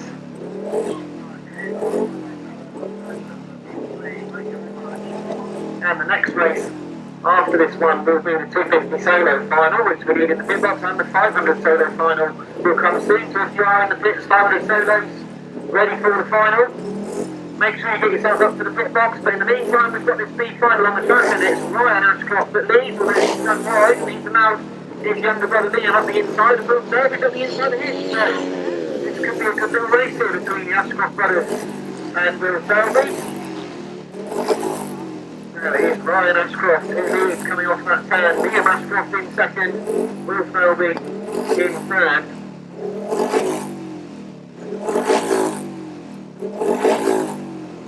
So round this turn, Liam Ashcroft is able to get the bike turned a little bit more quickly, get the wheels in line a little bit more quickly than Ryan, but Ryan's a lot quicker on the outside line.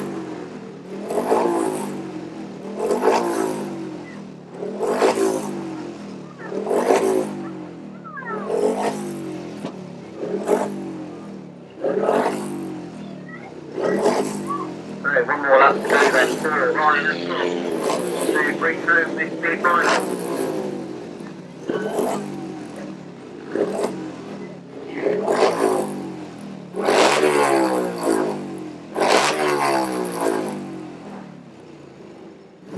So Ryan cautiously making his way into that final bend, doesn't want to make any mistakes. He has allowed Liam to come up the inside of him. This is going to be close to the finish. I think Liam's got him on the line. He has. Liam Ashcroft's got him on the line.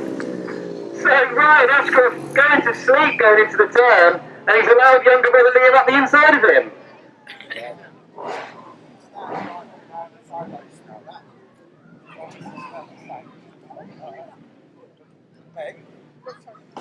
Followed by the 500cc solos. Hopefully they've all got their way up into the pit box now, and then the big right-hand sidecar final at the end of the day. So it is final time.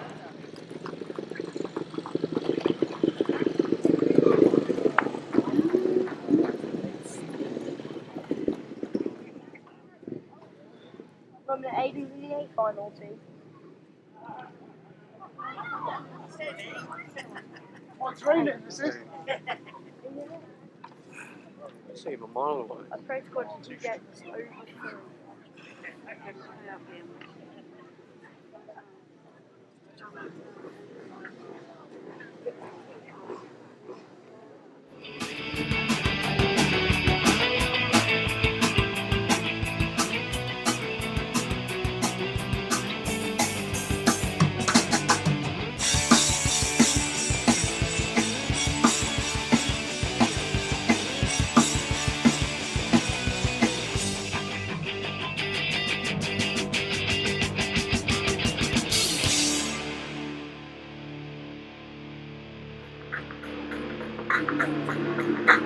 So here we go with this 250cc solo final, and it is Charlie Wood that leads, but David Knowles straight up the inside. So David Knowles very quickly stabbing his authority, but Charlie Wood's coming round the outside. It's David Knowles the lead, Charlie Wood in second. Richie Knight's going to go on the inside in that third place. They're all together behind them. So David Knowles leading the way by a considerable margin here. Absolutely flying here in the 250s this afternoon. Even when it got wet, he seemed to have everything under control. And he's got everything under control here in this final again. Charlie Wood in that second place. Still got Richie Knight on the inside of him. Plugging away here with Charlie Wood. He cannot make a mistake because Richie Knight is right there in that third place. Tim Grigg still battling away in that fourth place with Carl Bedingfield and Aidan Arthur. So one more lap to go here for David Knowles.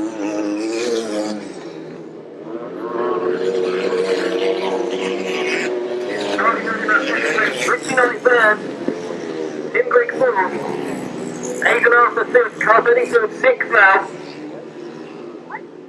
So round comes David Knowles, the checker flag's being made ready, it's going to be a 250 win. David Knowles takes Bantasia for 2024. It's going to be a second, very close over the line. I don't want to split the three of them. But I'll have to wait and see who ended up with that second. Real drama in that final turn.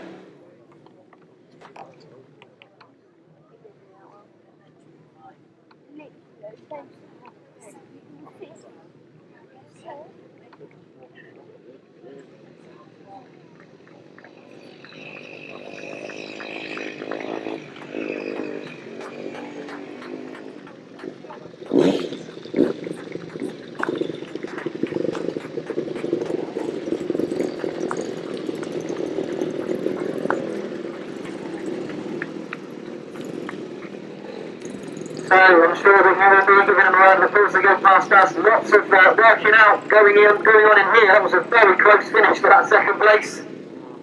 No doubt about the winner. The winner was number 64, David Knowles. Second place was number 60, Aidan Arthur. Third place, number 229, Richie Knight. Fourth place, number 33, Charlie Wood. Fifth place, number 10, Tim Grigg. Sixth place, number 339, Shane Knight. Seventh place, number 73, Carl Bedingfield. Eighth place, number 25, Lewis Duke. The winning time, 1 minute 23.12. 1 minute 23.12. So here we go with this 500cc solo Bantasia final. We've got Paul Cooper, Charlie Powell, Chad Wurtsfeld, Alfie Botel, Mickey Simpson, Cameron Taylor, Jason Quinn and Luke Harris. A tremendous lineup for this A final. And the tapes are ready. The tapes go out, away we go. And it's Charlie Powell has made a good start. Alfie Botel's there with him, and Chad Wurtsfeld's gone right up the inside. A fabulous ride by Chad Wurtsfeld. Charlie Powell's fallen. There's a foul on the outside. The red flags will come out. We have got red flags, so red flags are out. The race will be stopped. We've got Paul Cooper up. And Charlie Powell falling as well in that first corner.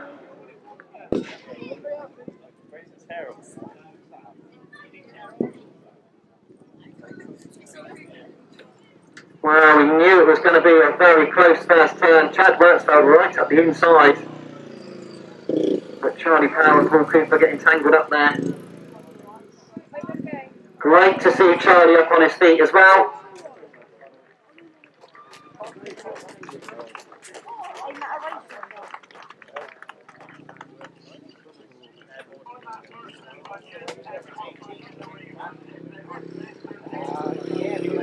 So the clerk of the course deciding that was first bend bunching there in that race, so all 8 riders are eligible for the rerun as long as they're fit and their bikes are ready. All 8 riders for the final.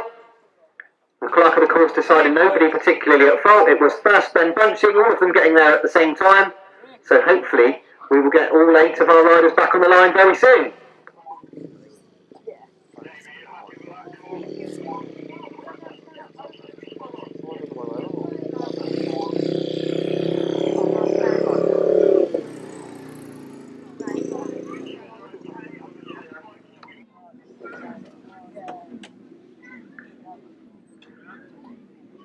But really, it's all about who can stop outfit number 37, Mark Cossar and Blyth. This takes go out the way they go. It's a fairly even start. Fumarola seems to have made a good start. Terry Saunters is the leader as he goes to that first turn. He moves enough when they're all together in the middle of the corner. It's Terry Saunters and Liam Brown who lead down the back straight. Mark Cossar and Blyth are sent to chase in that second place. Fumarola's in third, Kieran Hicks has moved through into fourth, so Terry Saunters and Liam Brown, they're going to have some noise in the back of their heads. Baines allowed him at the inside, he's left the ball wide open, then Mark Cossar's had a look at the inside, they're just in front as they go back into this big corner. So now Mark Cossar goes up the inside, they touch in the middle of the corner, it gets close to the exit, now Mark Cossar goes out into that second place. I really don't think he's going to have an answer to the speed of Mark Cossar and Blyth as they wind that Suzuki up down the back straight. There's a brilliant race going on for that third place. Kieran Hicks is attacking Fumarola and Andi Wilson. And he's got past Fumarola and Andi Wilson on the so one more lap to go, and I'm going to do that battle for third still because Fumarola is not done yet. He's going to have another go at Kieran Hicks. Although as I say that, Hicks has moved away from Fumarola and Wilson. Once again, Bantasia champions, Mark Cossar and Blyth. Terry Saunters for second, Kieran Hicks third, Fumarola third, Nero fifth, and Michael Austin sixth. Once again, Mark Cossar and Blyth. What are people going to do to put a stop to these two? They are absolutely tremendous. Once again, flawless today here at Bantasia. 3 times Bantasia champion Mark Cossar and his passenger Blyth. Give a round of applause as they come round.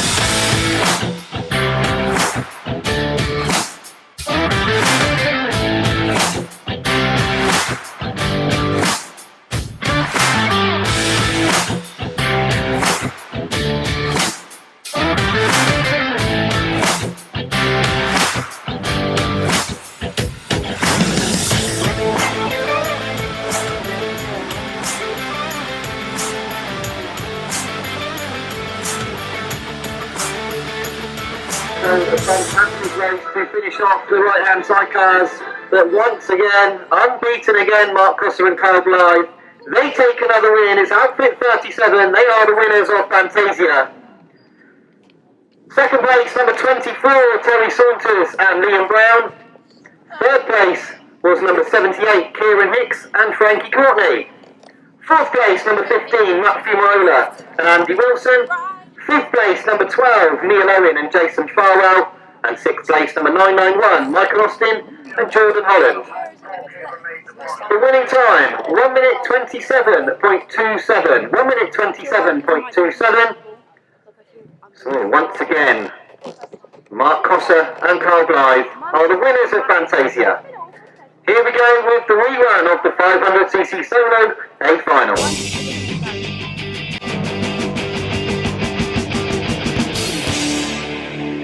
So I'm pleased to see that we have got all of our riders over there ready to go, and tapes go up on this Bantasia final. Rerunners, Alfie Botar, who's made the start into the turn again. Chuck Whitestar's up the inside. It's Chuck Whitestar that takes over the lead. Coming round the outside is Paul Cooper, but it's Chuck Whitestar at the lead. Mickey Simpson and Cameron Taylor having a battle over far for the moment.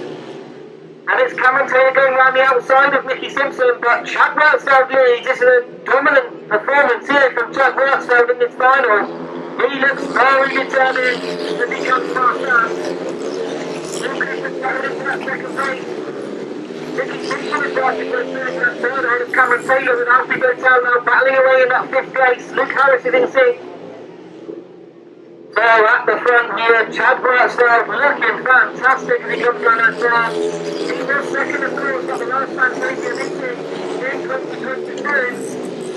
He does love this circuit, he firmly loves this circuit here. Into the turn for the final time, number 69, Chad Wortsfeld, looking comfortable. It's Chad Wortsfeld who takes the win. Mark Cossar finished his second ahead of Mickey Simpson in third. Cameron Taylor fourth, Alfie Bertel fifth. Luke Harris sixth. And Jason Bryn in seventh. A brilliant ride from Chad Wortsfeld. He's the Bantasia champion for 2024.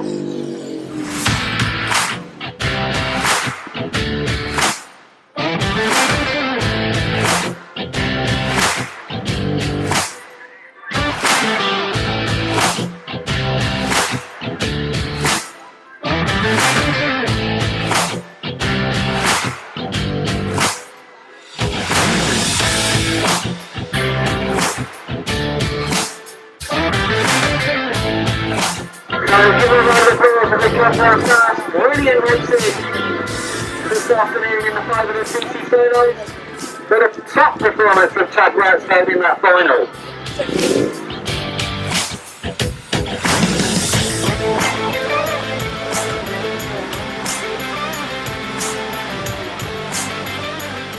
So the results then of race 37, the 500cc solo A final. It was a win for number 69 Chad Wortsfeld.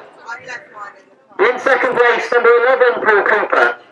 In third, number 87, Mickey Simpson. Fourth place, number 101, Cameron Taylor. Fifth place, number 202, Alfie Bertel. Sixth place, number 26, Luke Harris. And seventh place, number 125, Jason Bryn. The winning time, 1 minute 11.61. 1:11.61. Ryan is our sponsor, he's our main meeting sponsor. Without Ryan, we couldn't put this meeting on. So can we give Ryan a round of applause? He's going to help us with the trophies. Thank you, Ryan. He's also going to clean Alfie's bike for him later, so yeah. Ben's doing that. So, old and new sidecars first of all. So, hopefully they're all here, we'll crack on. Third place today, Brian Hatch and Lewis Wharton.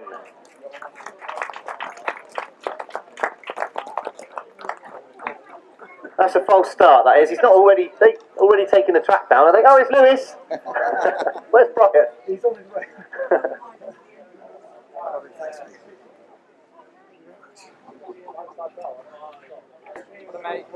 So Brian's on his way. Whilst we wait for Brian, second place in the old and new sidecar, Herman Paul and Ashley Pierce.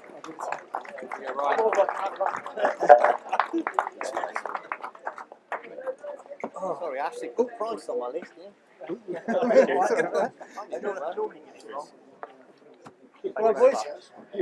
And the winner in the old and new sidecars, Liam Brown and Frankie Courtney.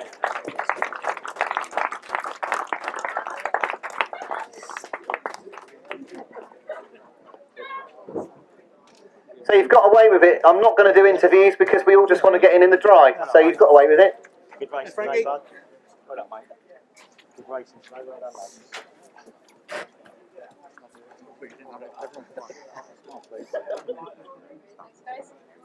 Everyone done? Great stuff. Our 3, 2, 1 in the old and new sidecars. So next up, the 250cc solos, third place. Great to see this man on our rostrum, Richie Knight.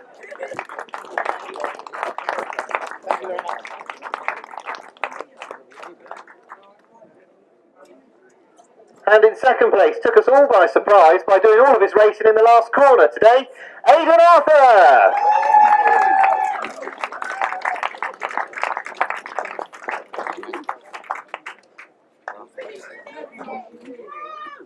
And our winner, absolutely dominant today, David Knowles.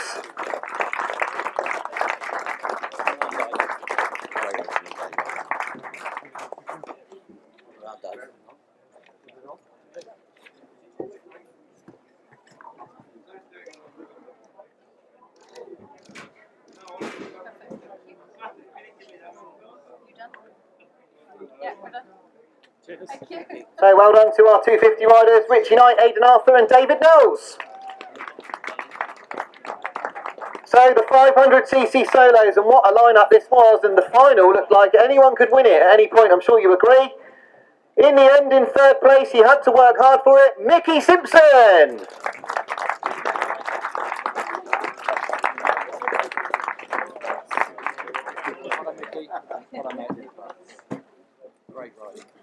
And second place, Paul Cooper.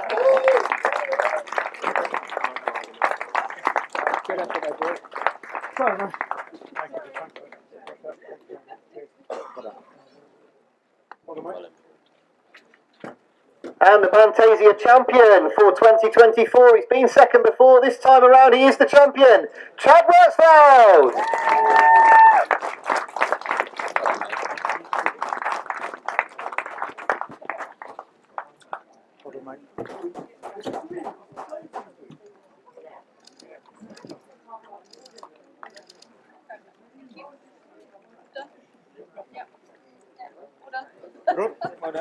So well done to our 500cc solos, 3, 2, 1. Mickey Simpson, Paul Cooper and Chad Wurzfeld. So finally the 1000cc sidecars. Third place after a terrific final, Kieran Hicks and Frankie Courtney.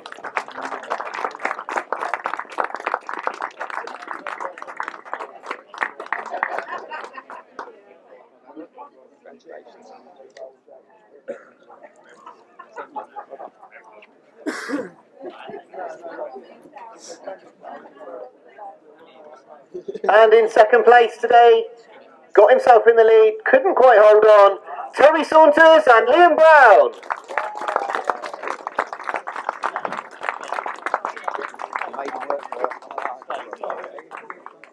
All the family. All right.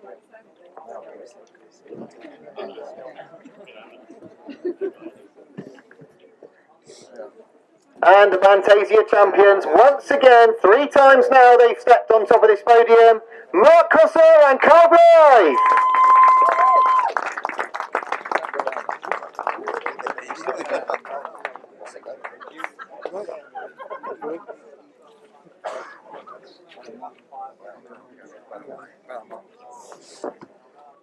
And just hold on there, chaps, because I've got one other thing to give to you in a minute.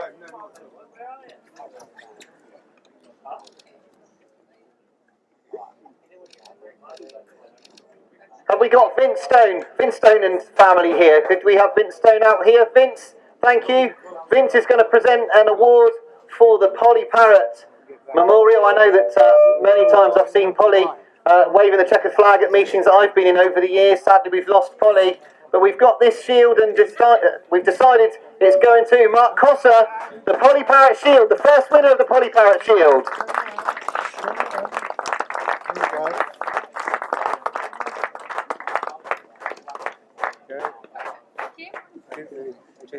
Fabulous, brilliant. Well, thanks everyone, thanks for all of your perseverance and working through it today. Obviously it wasn't the perfect day with the weather, but we got through it all together. Brilliant day's racing, I'm sure you agree. Safe journey home, we'll see you again soon trackside.